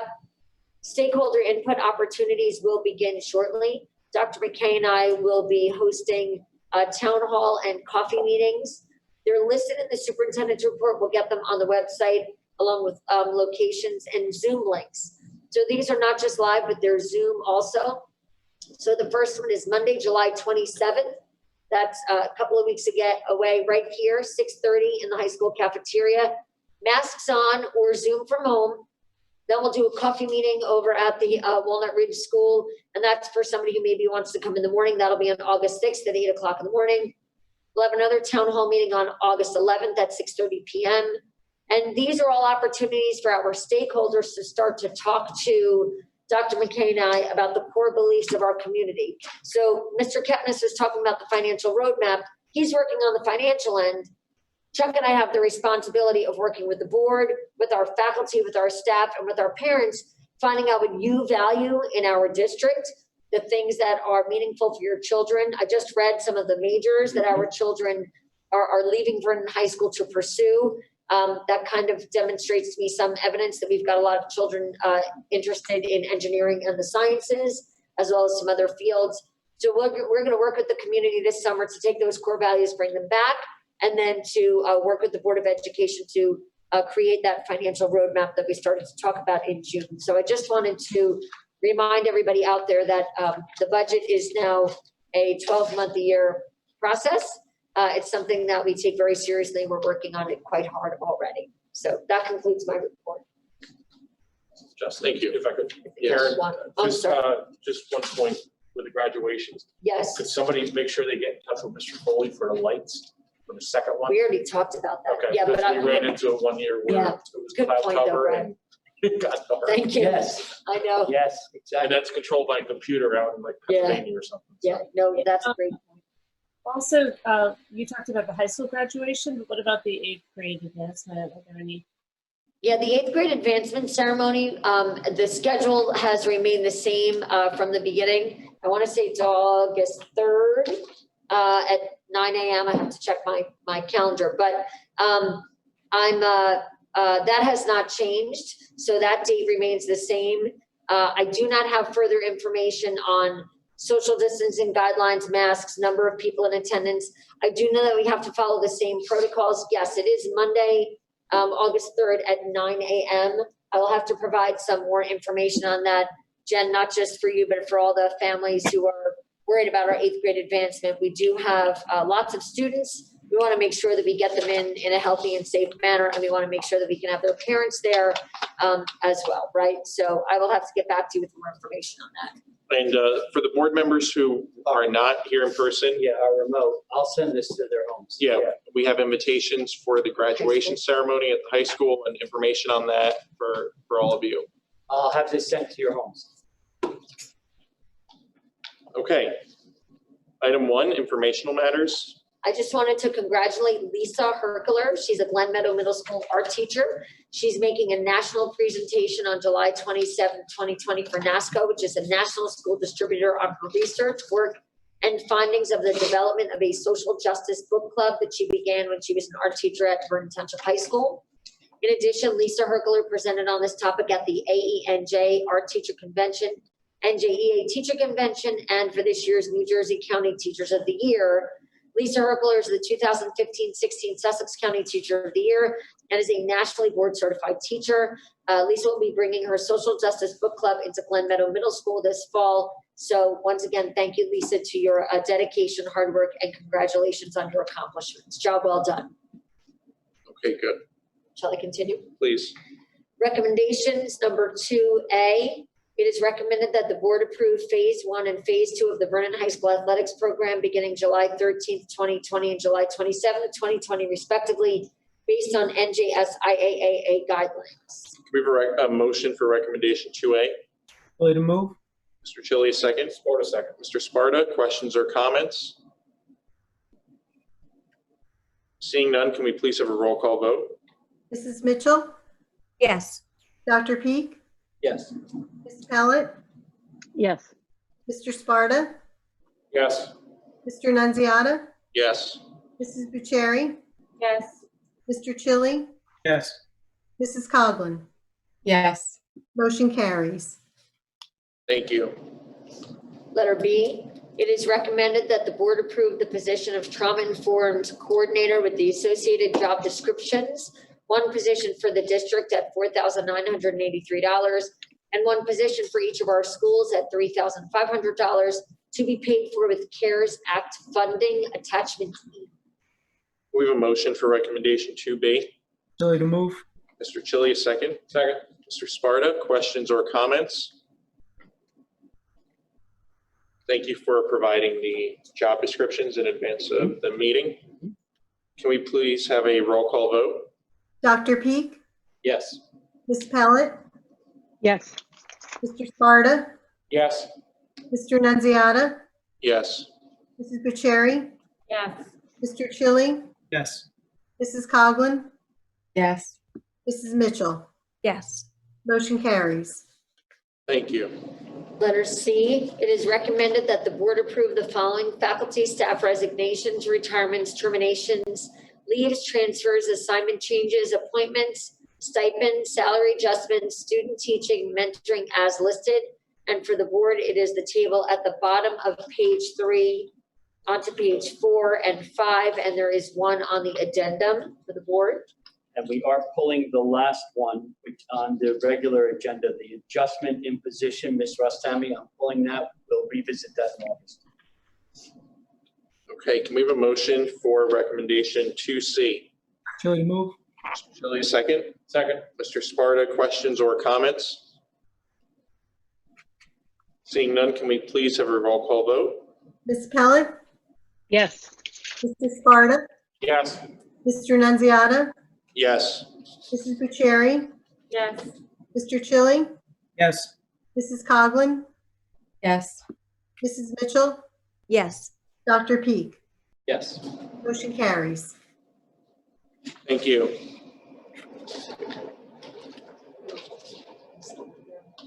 Letter B, it is recommended that the board approve professional development travel that complies with the provisions of New Jersey statutes annotated NJSA 18A:11-12 attachment A.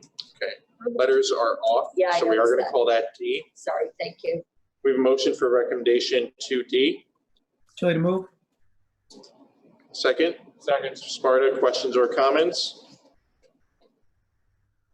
Seeing none, can we please have a roll call vote? Mr. Sparta, Yes.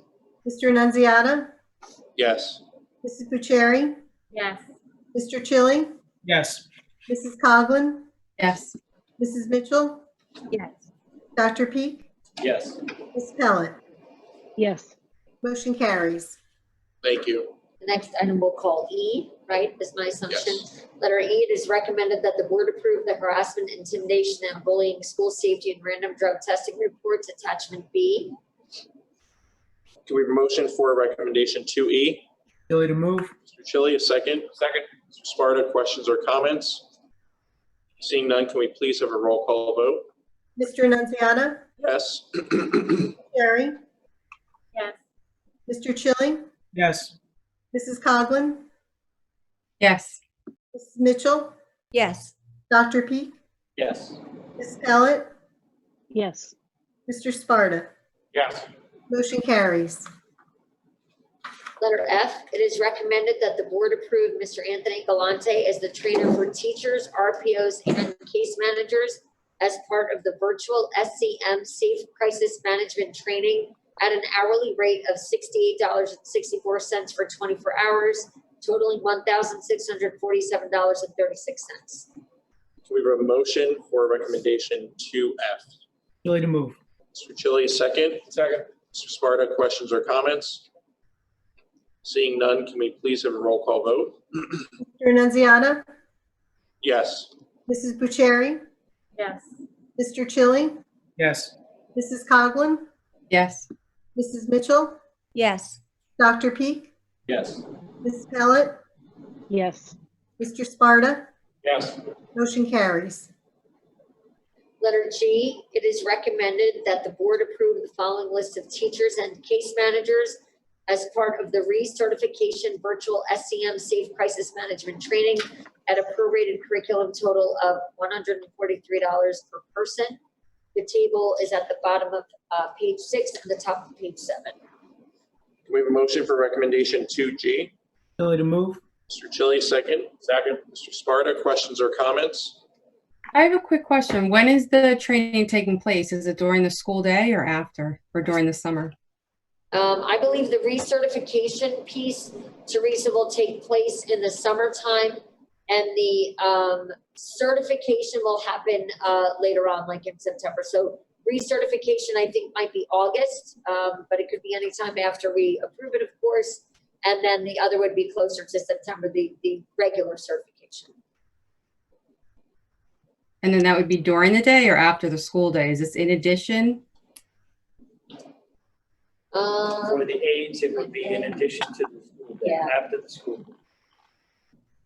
For the first time. For the original certification, right? Are there any other questions or comments? Okay, seeing none, can we please have a roll call vote? Mrs. Bucieri? Yes. Mr. Chili? Yes. Mrs. Coughlin? Yes. Mrs. Mitchell? Yes. Dr. Peak? Yes. Ms. Pellet? Yes. Mr. Sparta? Yes. Mr. Annunziata? Yes. Motion carries. Thank you. Letter H. It is recommended that the board approve the following list of part-time aides, full-time aides, and RPOs as part of the recertification virtual SCM Safe Crisis Management. Training will be paid at the indicated hourly rate, 4.5 hours total for aides, 8 hours total for RPOs. Can we have a motion for recommendation 2H? Chili to move. Mr. Chili, second. Second. Questions or comments? Seeing none, can we please have a roll call vote? Mr. Chili? Yes. Mrs. Coughlin? Yes. Mrs. Mitchell? Yes. Dr. Peak? Yes. Ms. Pellet? Yes. Mr. Sparta? Yes. Mr. Annunziata? Yes. Mrs. Bucieri? Yes. Motion carries. Thank you. I almost said letter G. I lost Letter track of I. the letters. Thank you. Sorry, letter I. It is recommended that the board approve the following for the 2020 ESY Summer Supplemental Reading Intervention, formerly named Summer Wilson Program position. Can we have a motion for recommendation 2I? Chili to move. Mr. Chili, second. Second. Mr. Sparta, questions or comments? Seeing none, can we please have a roll call vote? Mrs. Coughlin?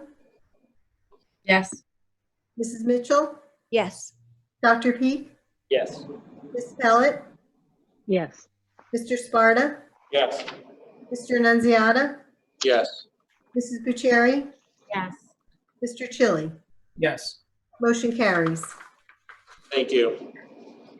Do you have anything else for your report, Mr. Mayor? No, thank Okay. you. Seeing nothing else, we'll move on to item M, the Business Administrator's Report. Mr. Kepnes? You'll see listed your buildings and grounds, but it's important to note it's pending state guidelines and obviously district guidelines as we move forward with our plans for September. Letter B, I do certify that as of June 30th, the budget is certainly intact. Letter C, your personnel report which you should see changes come September. If you notice, we've been keeping it the same, but come September, we'll put in play all of the changes regarding our faculty and everybody else, quite frankly. Does anybody have any questions about the personnel report? Okay. Your enrollment report, ending June, 2,981 students in the district, 42 students out of the district for a total of 3,023. Any questions about the enrollment report? Do we know what kindergarten enrollments are looking like? Yes, 157 right now. Is 157 for kindergarten? I think people are waiting. Okay, yeah, because how does it compare Which to I last year? anticipated. The concern, it's lower. Yeah, what was last year's number? Yeah, we were at 232. Yeah. At this time, we were at 200 and we gained about 32 in Right. August, but I think that people are waiting. I think they're waiting to see what tonight brings and what discussions we have and where we are with the coronavirus pandemic statewide. If ever there was a chance for a gap year for Kindergarten. kindergarten, Red shirt this year. might be it. Red shirt. Yes. That's it. Yep, that's it. Okay, so we'll All see. right. Yep, I'll keep you informed. Thank you. Thank you. Letter 2A, it's recommended that the board approve the following financial reports as listed. We have a motion for recommendation 2A. Chili to move. Mr. Chili, second. Second. Mr. Sparta, questions or comments? Seeing none, can we please have a roll call vote? Mrs. Mitchell, Yes. Dr. Peak, Yes. Ms. Pellet, Yes. Mr. Sparta, Yes. Mr. Nunziata, Yes. Mrs. Bucieri, Yes. Mr. Chili, Yes. Mrs. Coughlin. Yes. Motion carries. Thank you. Thank you. Letter B, it's recommended that the board accept the report of the secretary and the treasurer of school monies for the month of June. We have a motion for recommendation 2B. Chili to move. Mr. Chili, second. Second. Mr. Sparta, questions or comments? Seeing none, can we please have a roll call vote? Dr. Peak, Yes. Ms. Pellet, Yes. Mr. Sparta, Yes. Mr. Nunziata, Yes. Mrs. Bucieri, Yes. Mr. Chili, Yes. Mrs. Coughlin, Yes. Mitchell. Yes. Motion carries. Thank you. Jen, before I forget, on 2A, I was supposed to abstain on the check. I have it. Thank you. Thank you, Jen. Mhm. Letter C, it's recommended that the board approve transportation as listed. In addition to your addendum, pending private schools have satisfied all state requirements to open. We have a motion for recommendation 2C. Chili to move. Mr. Chili, second. Second. Mr. Sparta, questions or comments? Seeing none, can we please have a roll call vote? Ms. Pellet, Yes. Mr. Sparta, Yes. Mr. Nunziata, Yes. Mrs. Bucieri, Yes. Mr. Chili, Yes. Mrs. Coughlin, Yes. Mrs. Mitchell, Yes. Dr. Peak. Abstain. Motion carries.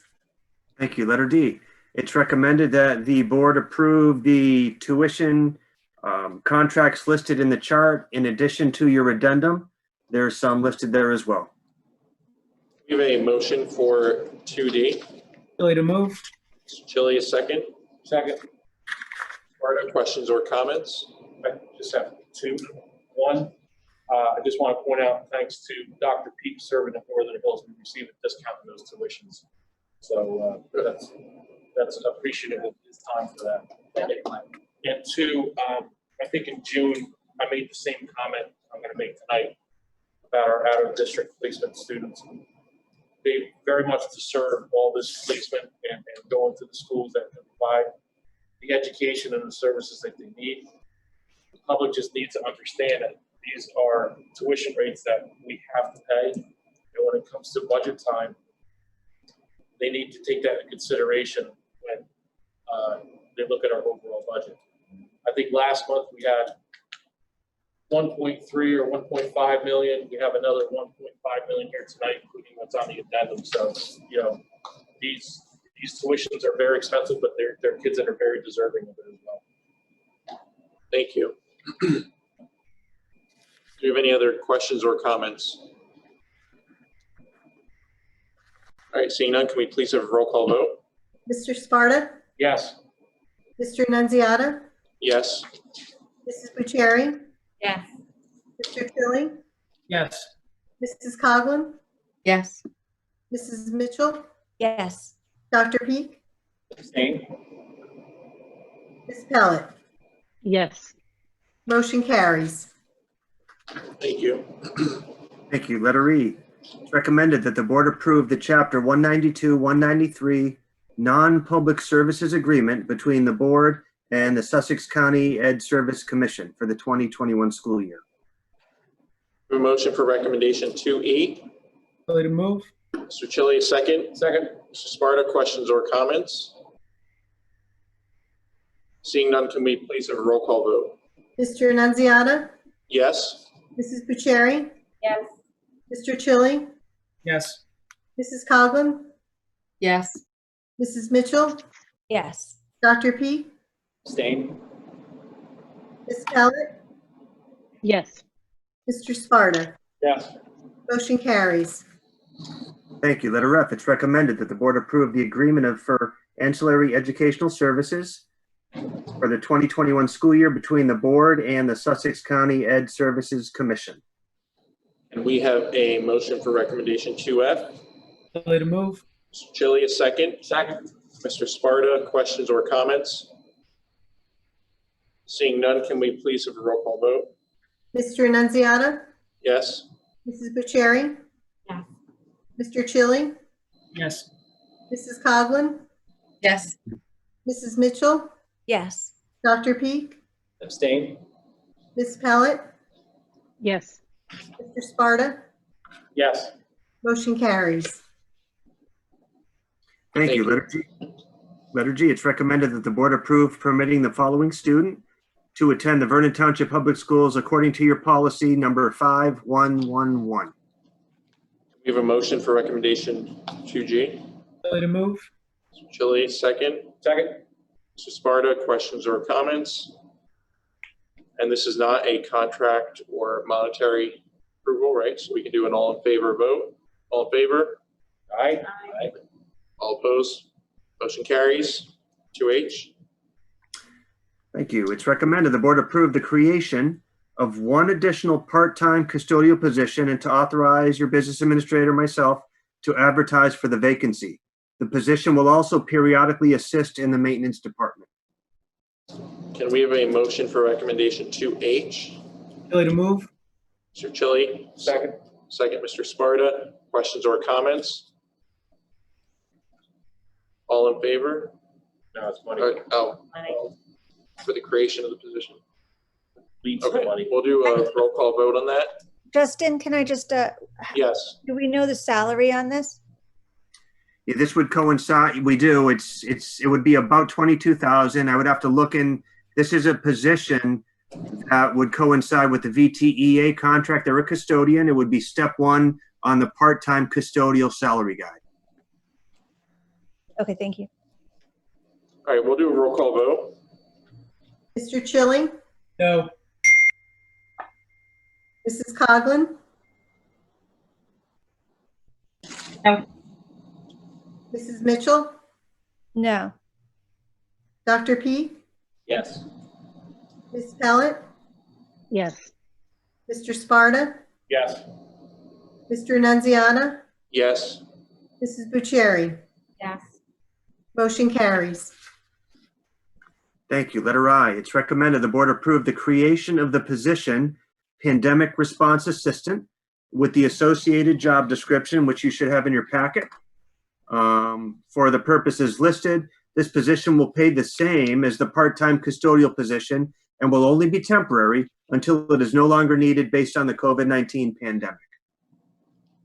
Can we have a motion for recommendation 2I? Ability to move? Mr. Chili, second. Second. Mr. Sparta, questions or comments? I really hope that we can get all the cleaning done with, you know, the part-time custodial staff. That's going to be a challenge. I really hope that's enough. How many positions were you anticipating filling? We were looking at 15. Okay. And I can go through how many and where if you would like. So now, is it the same person that's going to be cleaning, going to be taking students' temperatures? That's correct. So as the students are entering the building, they will assist with that. They won't be the only ones doing that. The school nurse will be out there. The RPOs will be out there. So we're going to have each school will assign folks to be out there because it's going to take time to get into the building. But this just allows one more person or two more people, depending on which school, to be out there assisting. Then once the school day gets started, that's what their assignment will be, going around the building and cleaning what I call high touch areas, railings, doorknobs, in classrooms. If a classroom is vacant for a period, they can get schedules of which classrooms, say in period 2, which classrooms have no students in them, and they can get into those classrooms and wipe down desks. They won't be using those victory sprayers during the school day, but they can certainly spray and use a rag in desks, pencil sharpeners, phones, doorknobs, railings, high touch areas. Keyboards. And was this came about from guidelines by the county, or why are we making this position? Because we're going to need more cleaners in the, no, it's had nothing to do with the county. This is Vernon's vision, our central office vision of needing more people cleaning to keep the buildings clean during a time when I know families, parents are going to be concerned about sending their kids to school. It also, I'm sorry, Kelly, just to expand on what Steve said, it also came through in our parent surveys that parents said that they felt better about sending their children back to school if we could mitigate the spread of COVID-19. They asked for specific things like hand sanitizer, the Clorox wipes that you would use on the desk. Obviously, you can't even buy them at the store right now, but they did ask for additional cleaning protocols in place to feel comforted by sending their children back to school. So that was one of the other reasons that we explored this possibility. Just want to build on the question that Kelly just asked. Karen, thank you for answering that. But Kelly just brought up a good point that if we're having someone going out and touching, you know, cleaning all different high touch areas, but then they're also going to be working directly with the students, isn't that a little contradictory? No, I mean, one of the, oh, sorry, Steve, did you want to answer that? Sure, I don't think it is. At first, in the beginning of the day, when they're working with the students, they won't have used disinfectant yet. And once they do start cleaning, they will be using gloves. They may have to change their gloves. They may have to change their mask. They may have to wash their hands. If they're going to escort a student who might feel sick to a nurse's office. But no, I think if they do it properly, there shouldn't be a problem. And who are these people? Like, I mean, like, are these, is this just a position that we're going to put out there and interview? Yes. Exactly, yes. And they're going to have the same, like, fingerprinting, things like that as any employee? As an aide would. Of course, yes, absolutely. With half days, though, there is more off time to clean the school without students present, right? Yes, but the idea simply is as we transition further into the school year, we're going to need these teams even more as the day extends.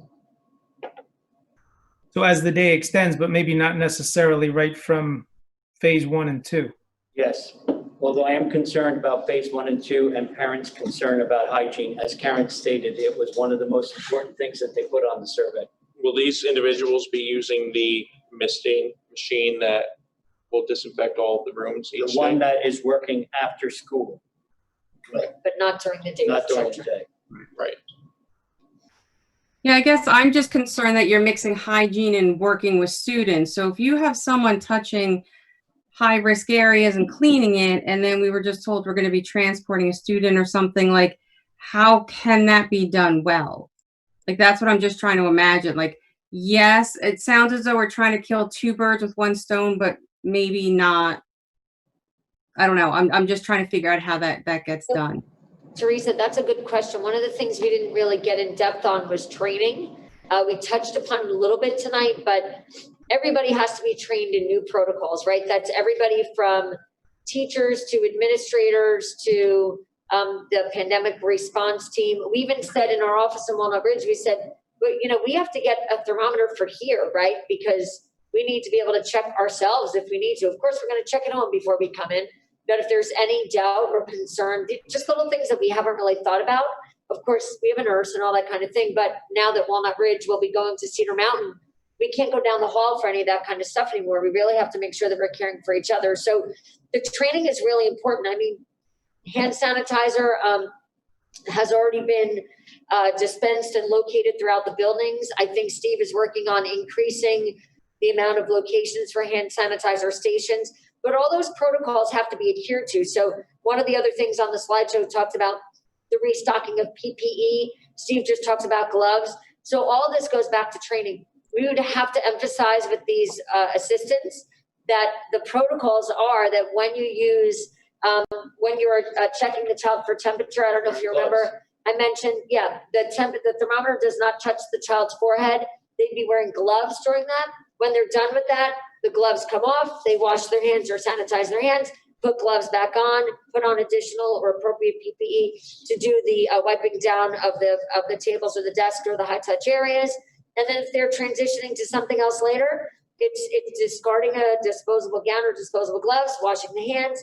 These are things we're going to have to get used to. And those are the things that would be covered in training, not just for our pandemic response team people, but also for everybody in our school community. I mean, one of the reasons, we're wearing masks because we have to, but even prior to the most recent order, we've been trying to do it because I want to model it to the community. I'm going to come to work every day that way. So all those things will be covered in training. You're right. We need to separate the phases of those responsibilities. We are asking a lot of some people, but to be fiscally responsible, we know that we're asking for additional staff. We're trying to get the most use out of each person. If we had somebody come in just to check temperatures, they might be done within the first hour, and that's really not good use of a part-time employee's time. Right. And I'm not disagreeing with you, but I just have to voice, I'd be remiss if I didn't, that someone who's going to be cleaning high touch areas and then to be in contact with students to whatever level is something that I'm not comfortable with, fiscally conservative or not. I think those are two very separate jobs, but I understand how you have to combine, and I understand training, and having been a teacher and been in the educational culture for many years. I also understand that, it's not easy just to go and be able to go wash your hands. There's not always hot water available in schools. There are definitely things to take into consideration. So if you had two separate jobs, but as soon as my ears just went up when I heard mixing, cleaning high touch areas, and then assisting students, those to me just don't go hand in hand. Maybe they do to everyone else, but even from a fiscal, direction, it's just something that I find concerning. So I do hope that that is laid out very clearly, especially with the number of people that we're going to be hiring to handle that job. That's a very big job. It's an extra added layer. If combining someone who's cleaning high touch areas and working directly with the children, that to me just doesn't, equal out. But no, I completely agree. And then, these fogging machines, I mean, are we checking with OSHA on that? I mean, are we just letting anybody just use these fogging machines that we have no idea what that's putting out there as basically as an aerosol? No, the fogging machine is actually safer than Lysol bleach that you use in your kitchen. I don't know. This is why I brought up infectious disease consultant, because I really think that we could be setting ourselves up for an OSHA violation, or who knows what. Why would you assume I would do that? I'll send you the MSDS sheet for all the material that we have. I'm asking if we can do that. These are made to do exactly what we're using them for. That we're not using these untested products. These products are made and tested for exactly what we're using them for. They're used in hospitals. They're used in schools. They're safer than Lysol kitchen cleaner. If you ever went swimming in a pool with chlorine in it and got a mouthful, that's pretty much what this is. It's similar to that. And you don't need to be certified in using. You don't need to be certified, but we certainly. And you asked, are we going to let anyone use it? The answer is no. We're going to show them how to use the machine, which is relatively simple. I mean, you saw the video. They need to wear gloves. They need to walk backwards. They shouldn't overspray, but they need to be shown that. It's a relatively simple device to use, and they need to understand the chemistry behind it. Because when you look deep into the chemistry, and Dr. Peak, you may appreciate this, it talks about the product's ability, because it's the product's ability to penetrate the cell and then kill the nucleus. And it does that better. It does that better than a regular bleach product. And that's because of the chemistry makeup of this particular product. But it's much safer. It's like a win-win. It kills much better, but it's also safer to use on your skin, if it were to get in your eyes, if it were to be ingested. Now, if I shared with you the material safety data sheet, MSDS sheet, you're going to ask, why would we ever use this? But I'm going to also share with you that same MSDS sheet for your household Lysol, and it's horrific. If you ever read that MSDS sheet, it says do not induce vomiting if someone does ingest it. It says do not get it in your eyes, do not get it on your skin, but they're required to advise you of that. The fact is, this particular, it's not an aerosol can, it's a mist, it's liquid that drops to the ground. Whoever asked the question, how long is it in the air? That's a good question. I don't have the answer to that. I would think a very short amount of time, because the droplets, just like coronavirus, within 6 feet, it falls to the ground. So this, I would imagine the answer is going to be it doesn't stay in the air very long. It gets on the product, but I do need to get an answer to that. But that particular product is safer to use than any other disinfectant that we've been using. Steve, we can have a biology lesson later about viruses and nuclei, okay? So I'm comfortable with the aerosol, particularly because the administering of it will be in the evenings, and therefore that aerosol then can settle onto the contact surfaces where it was designed to be overnight, so that then that material can protect those surfaces throughout the day. But I think we're digressing a little bit to off topic to what we're talking about with the part-time pandemic response assistant. And as I iterated earlier, I really find it to be very challenging for the staff that we have, particularly part-time staff that we have, to be able to do all of the sanitizing protocols, which you had indicated that were above and beyond what is required and above and beyond what is being done by many other districts.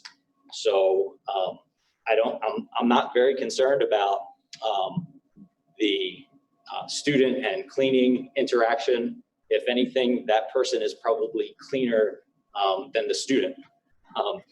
Not saying that the students are dirty, but they are probably more aware of what they're picking up and cognizant of making sure that they are being cleaned. And like you said, that those temperatures, there will be no contact, and the primary mode of dispersal of the virus is aerosol.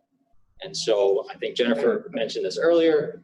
The masks really are key. And if everybody is wearing a mask when we're in very close contact, then we should feel at least somewhat comfortable about our social interactions. So yeah, I feel that the spaces at this position, it seems, will be cleaning within our school buildings, classrooms, libraries, hallways. All of those spaces are the same places that all of our faculty and staff are going to have to operate on a daily basis, and they're going to be in contact with our students. So I think we need to have the same expectation across the board for everybody in our school, that they are wearing masks, that they're following all the set, hygienic protocols that we'll have in place.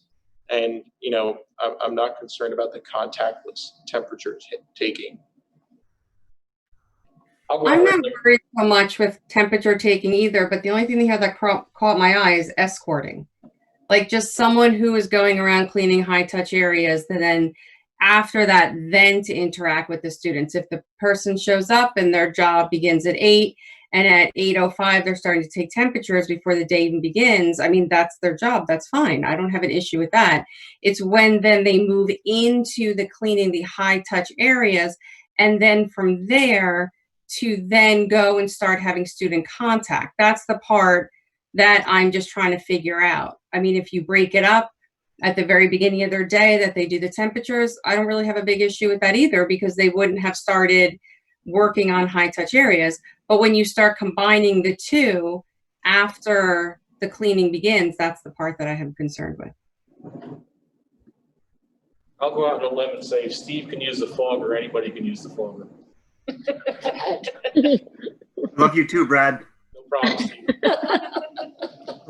Any other questions or comments on the recommendation?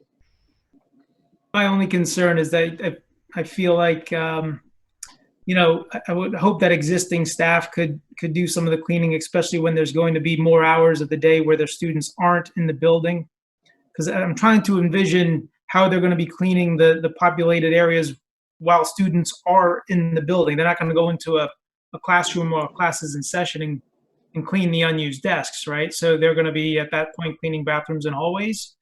But there'll probably be students in the bathrooms and hallways at that time too. I just think a lot of this can be done, given the fact that there'll be more hours where students aren't in school. I think we can use that time. And thank you for providing the job description. But I do think there are some things here which is more behavioral change than a job in and of itself, like informing school office of concerns related to health of students or visitors. Well, that should be everybody being on the lookout for that. Right, and the same thing. Some things are duplicative here. It seems like cleaning. Circulating the building to clean common areas and classrooms. And then number 7 is promote student safety by maintaining a clean environment. It's the same thing. So if you really boil this down to the added responsibilities, I'm just questioning if we really need 15 part-time headcount to do this. What's the total cost, do you think, associated with this? About $85,000 to get us to the end of November. Is this coming out of any kind of CARES money, or is it? No, okay. No, it's not. And I'm going to go over, I'm sorry, this would ultimately have to come from, we didn't budget for this, obviously. This would have to come from areas in the budget. If we find savings, whether it's in a health insurance change, which I think we're going to realize some savings. We already accrued some savings this summer, because we budgeted for summer extended school year and we didn't transport. So there's a lot of savings there. We will not have as much field trip costs that we will have come September, because we're not taking the kids on those field trips, but we budgeted a significant amount in field trips. So I think that we will be able to afford this, but certainly it's up to the board. But secondly, and Mark, to your point, and Kelly, you as well, my initial thought was that we could do 3 people in the evenings for the sprayers. One at the high school that could get the whole high school done in a 4-hour shift. Then one to do Lounsbury for a couple hours, Glen Meadow for a couple hours to get those 2 buildings. I think one person could do both of those. And then Rolling Hills, Cedar Mountain, one person to do those. But then the question came up, what about during the school day when different groups of kids are going to different places? And that became the problem.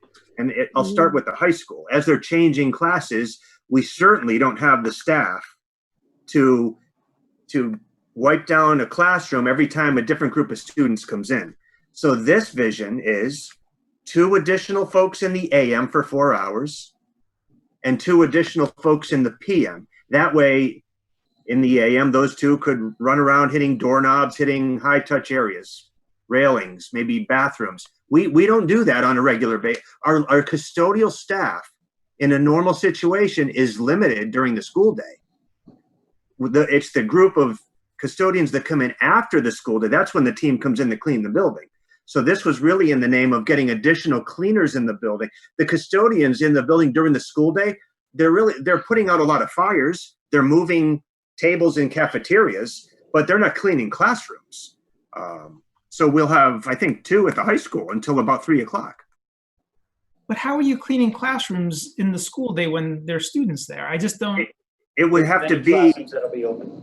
50% capacity. There's many classrooms that'll be open. Even in the normal day, we have classrooms that period 1 will be used, then period 2 and 3, and they're not used, then period 4 they're used, then period 5 they're used, then period 6, 7 they're not used. We would actually be able to get this team in there, clean that classroom between the classes section. You don't anticipate a classroom being used back to back. You anticipate gaps. There are classrooms that are used back to back, but our hope is that if there's a way to schedule it so it's not back to back and we can get a team in there to clean up the classrooms. I mean, this is a really, to me, this is the essential piece to our plan, which is to clean, sanitize and clean. Well, I mean, I guess my question is too, and I want to thank Jen for asking the question if this came out of the CARES money, and it didn't. So if we knew that this was going to be on the agenda, and this is, you know, a very big concern, clean, which again, I completely agree. But then how come we didn't know in advance where the money's coming from? Like, how come it wasn't decided previously? If this is approved, you know, this is where we will be taking the money. So right now we're expected to be approving an $85,000 expenditure, but we don't know where that money is going to be coming from, possibly field trips. And that's only for November, Teresa. If this goes on for the full school year, you're talking $250,000. Okay, even better. Like, yeah, so that's why I guess like learning where this money would have come from proactively, so that way we're not being reactive. And as Mark just, you know, pointed out, even the more money.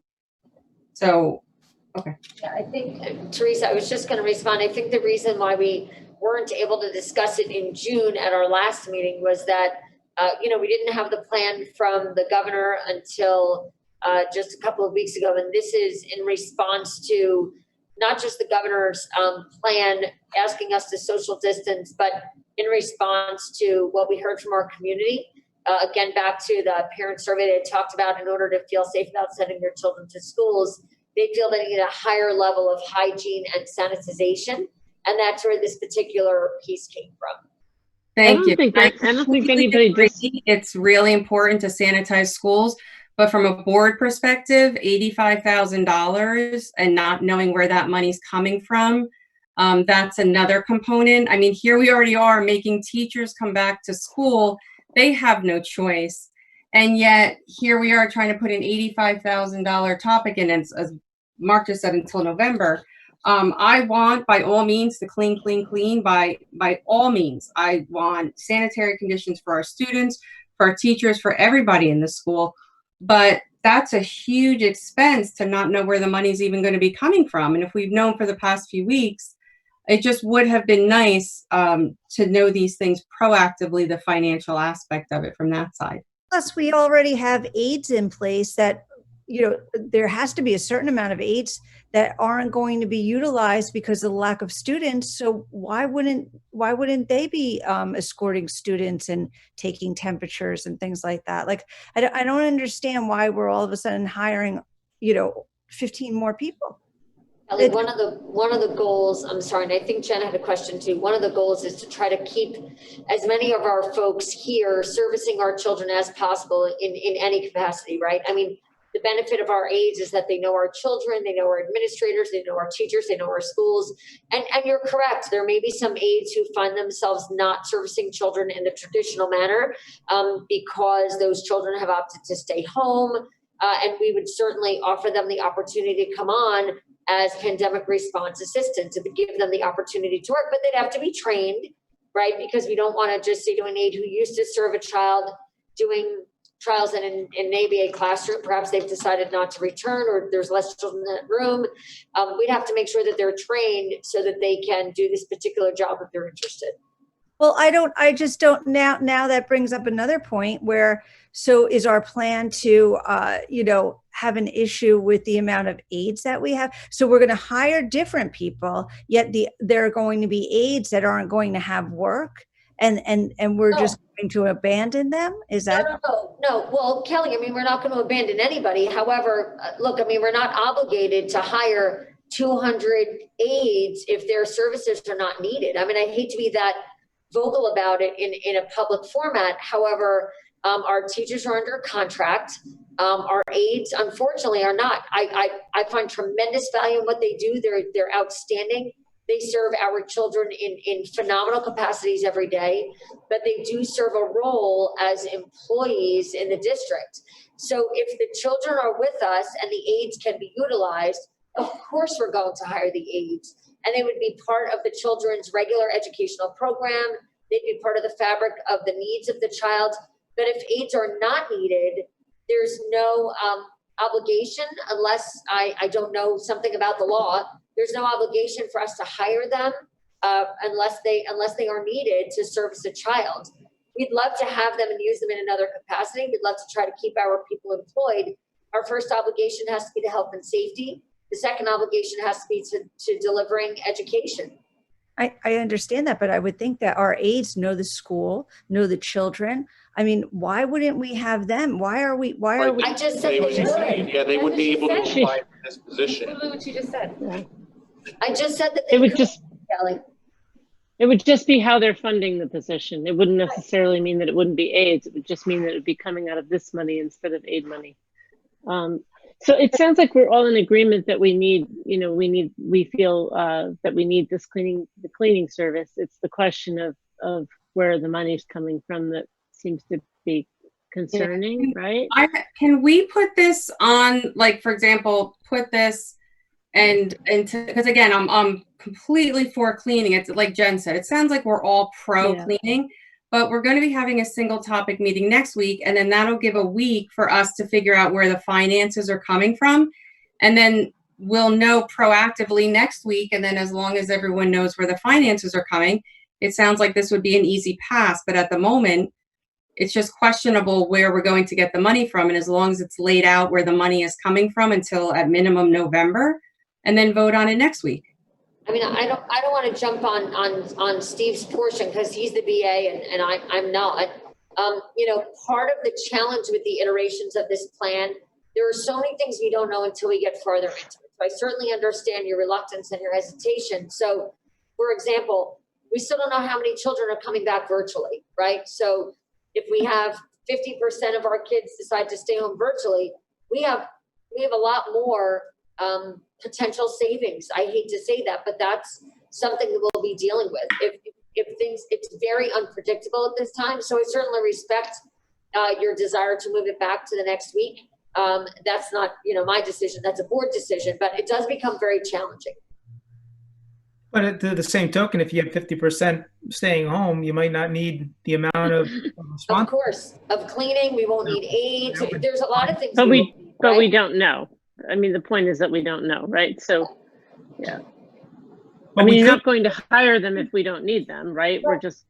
But if we don't know, how can we vote on this item? It's creation. You're going to need the position. Whether it's one person or 15, right. You're going to need the position. It's just to create the position. We're not hiring any people with this motion. Just creating the position. We'll vote on hiring the people when it comes to that. Right, of course. So if there are no other questions or comments, either there needs to be a motion to table or we're going to go to a roll call vote. So I'm sorry, can I just clarify something? I'm not, so if we create the position now, we still would be voting on actually hiring them. Yes. So maybe Yes. so the financial aspect doesn't matter right now. Yes, let me be super clear. No, okay. Thank you. If you create the position, we will then quickly remember it's already mid-July. If people, we would advertise the position, we would receive letters of interest, we would begin interviews, and then we would bring names back, 15 names potentially, for you to vote on hiring those people. And that would likely happen probably at one of your August meetings. If at that time, some of those candidates haven't worked in the school before, haven't been fingerprinted, they need to do that before they can start. And fingerprinting can take a few weeks for them to make the appointment, get the fingerprints done out of Sparta, and then have it processed through the state to get approved.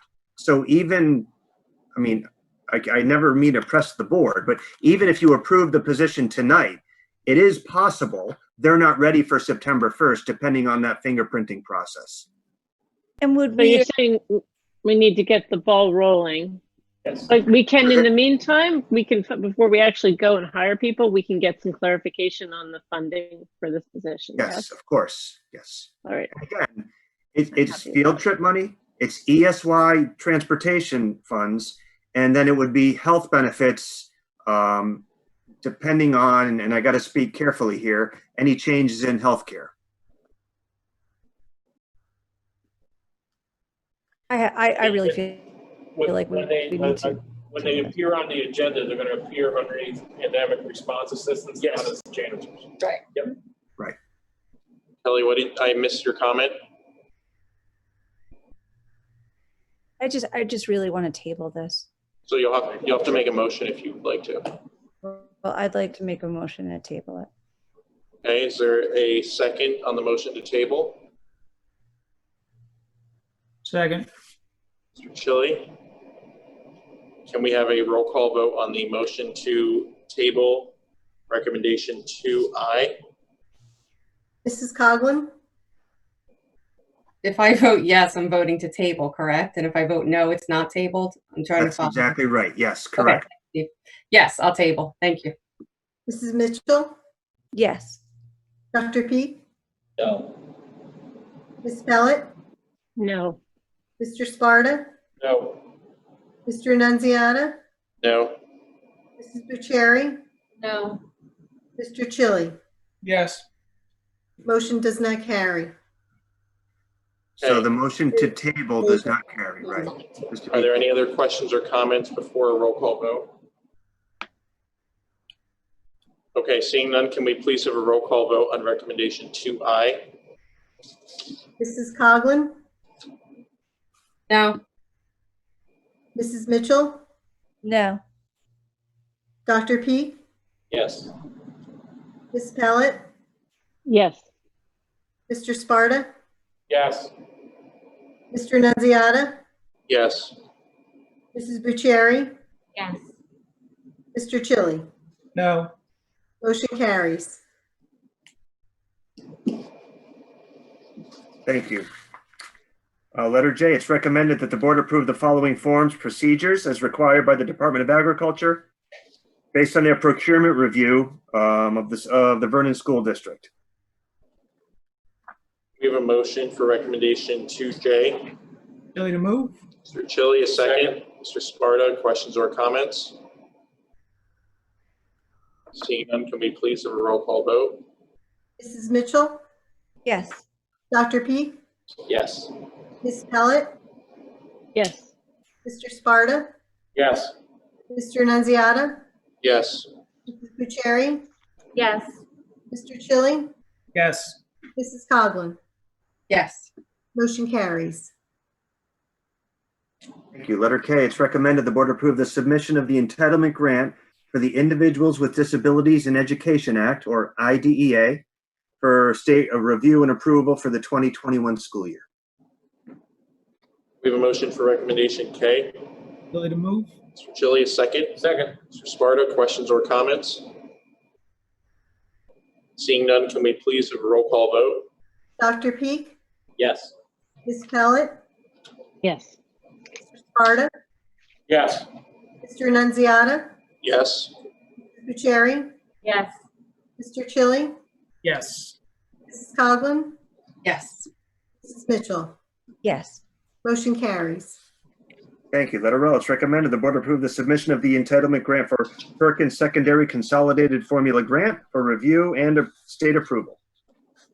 A motion for recommendation 2L. Chili to move. Mr. Chili, second. Second. Mr. Sparta, questions or comments? Seeing none, can we please have a roll call vote? Mrs. Pellet? Yes. Mr. Sparta? Yes. Mr. Nunziata? Yes. Mrs. Bucieri? Yes. Mr. Chili? Yes. Mrs. Coughlin? Yes. Mrs. Mitchell? Yeah. Dr. Peak? Yes. Motion carries. Thank you. Letter M, it's recommended the board approve the submission of the entitlement grant for Every Student Succeeds Act, ESSA, formerly NCLB, to the state for review and approval for the 2021 school year. Motion for recommendation 2M. Chili to move. Chili, second. Second. Mr. Sparta, questions or comments? Seeing none, can we please have a roll call vote? Mr. Sparta? Yes. Mr. Nunziata? Yes. Mrs. Bucieri? Yes. Mr. Chili? Yes. Mrs. Coughlin? Yes. Mrs. Mitchell? Yes. Dr. Peak? Yes. Ms. Pellet? Yes. Motion carries. Thank you. Letter N, it is recommended the board approve an increase for Ms. Davino, superintendent, beginning July 1 retroactively for the 2021 school year. Can we have a motion for recommendation 2N? Chili to move. Mr. Chili, second. Second. Mr. Sparta, questions or comments? Seeing none, can we please have a roll call vote? Mr. Annunziata? Abstain? Mrs. Bucieri? Yes. Mr. Chili? Yes. Mrs. Coughlin? Yes. Mrs. Mitchell? Yes. Dr. Peak? Yes. Ms. Pellet? Yes. Mr. Sparta? Abstain. Motion carries. Thank you. Very good. Letter O, an update regarding the financial roadmap. Due to the late hour, I don't want to get too deeply into this, but if you looked at the small packet stapled together regarding the finance committee, that's ultimately was gonna be my summary. You'll notice in there, it's this page, and it's a few years of analysis looking out. It is somewhat detailed at a glance, and just over the Zoom without me sharing a screen. Yeah. So Steve, I was going to say, I want to make sure that we give it the credit we deserve. So can we recircle to this next week? Of course. Okay. Thank you. Sorry, I didn't mean to cut you off. No, not at all. I'm glad. That's fine. Good. Single topic. Yeah, we're going to change the title of that, I think. Yeah. No problem. Yeah, we have enough time to change the advertising. Okay, sorry to cut you off, Steve. Yep, that's all I have. Thank you very much. No, Good. you have a P One on more. the addendum. Oh, yes. It's recommended that the board approve funding in the amount of $158,221 for your CARES Emergency Relief Grant, which they give us until September 30th, 2022 to spend. Can we have a motion for recommendation 2P? Chili to move. Mr. Chili, a second. Second. Mr. Sparta, questions or comments? All right, seeing none, can we please have a roll call vote? Mrs. Bucieri? Yes. Mr. Chili? Yes. Mrs. Coughlin? Yes. Mrs. Mitchell? Yes. Dr. Peak? Yes. Ms. Pellet? Yes. Mr. Sparta? Yes. Mr. Nunziata? Yes, Motion carries. thank you. Thank you. That's all I have. Letter N is public participation for items on the agenda or any other business. If members of the public would like to submit a comment, please share your name and part of town. And if we have comments from the live stream, Matt will assist us in reading those into the public record. Does anybody in our audience have any comments, questions? How are you doing on the live stream, Matt? I may have a comment. How many viewers do we have now? Down to 58. We're starting to go to bed. They're tired. Hold on there. Give it another 10 seconds, 20 seconds.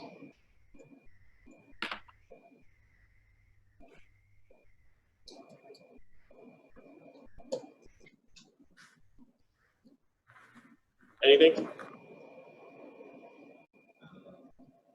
was a comment, but I don't think they want to run on the records. Oh.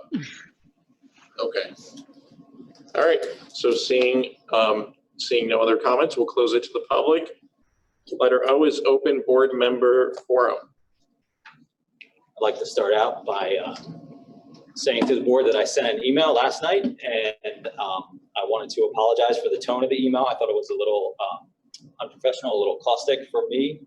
So I do want to apologize to everybody for that, but it really centered around a discussion about ESS and how the decision came about to not renew the contract for ESS. And I think a few board members had some questions about the process and about how that decision was made. I think that we have had several meetings on ESS, both during the budget season and centered around whether or not it was feasible for us to renew the contract. ESS has provided services. They might be a fantastic group to work with, but it wasn't meeting the needs of our students. And so I think that was one of the reasons. But there are some members that have questions about why we didn't renew ESS and the process that we used to not renew them. And it might center around the email that we received from Teresa on June 15th. So if anybody has any questions about how that decision came about or concerns, I'd like to hear them, and that way we can move forward with putting the decision to try to meet the needs of all of our students behind us. Yeah, I'll say a few words, but I don't think we're talking about the same thing, Michael.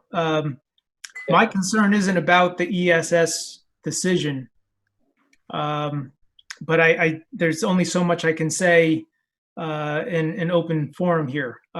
What I want to do is to complete the CSA evaluation process as discussed and agreed, and that was agreed some time ago on a phone call that Nathaniel was a part of.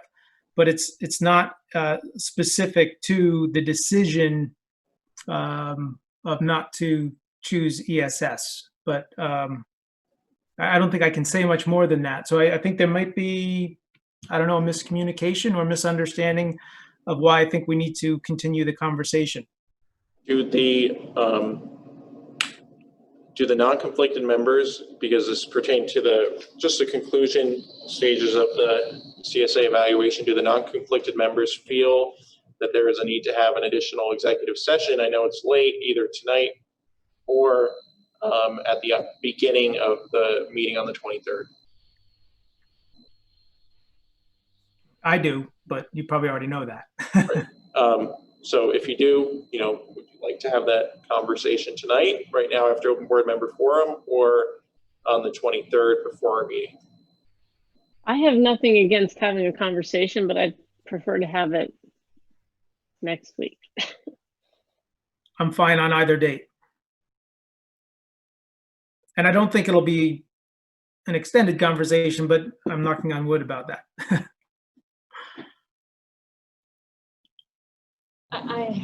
I'm fine with either date. Given the hour, we can postpone it to next week. Mike, can I ask a follow-up question? Sure. My question, I guess, to members of the board, as outlined in my email, I think yesterday, was should there be anything that the non-conflicted members of the board need to complete my evaluation in regards to this or any other matter? Please let me know so that I can provide that for you.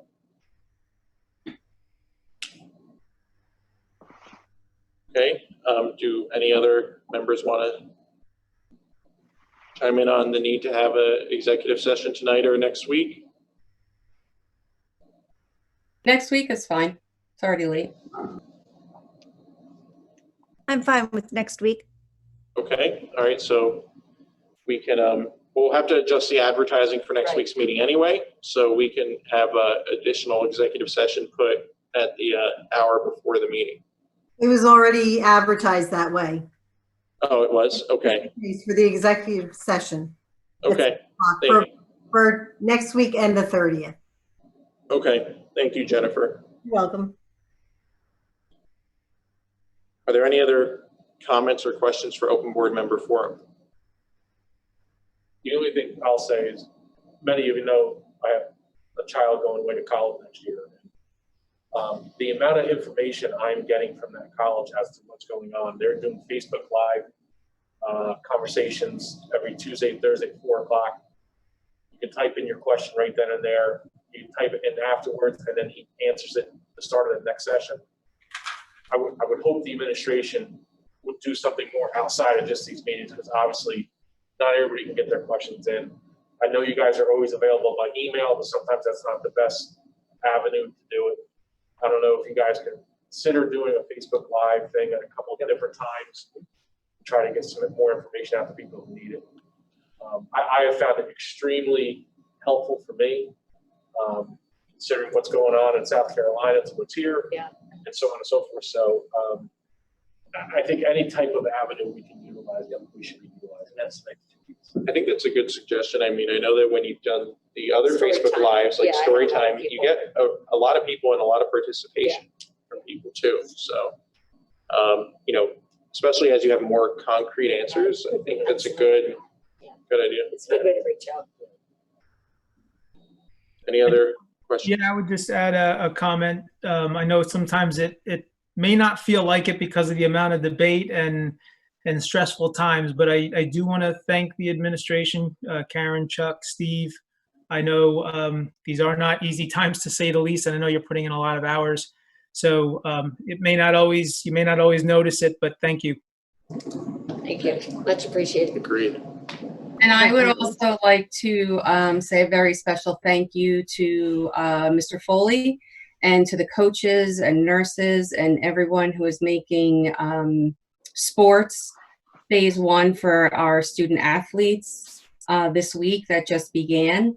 Also, you know, our athletes and their families to put faith in our school district by sending their students back to come back and start practicing, and to see all the time and work that the athletic director and all the coaches have put in for our high school students.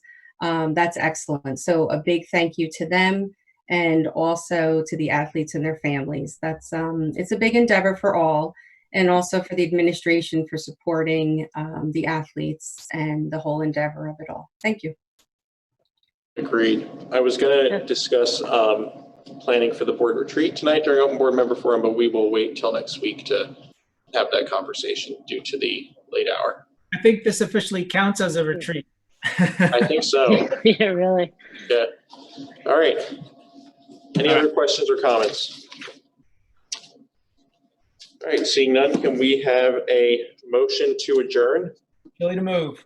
Chilly second. Mr. Sparta, question, all in favor? Aye. Aye, we are closed or adjourned.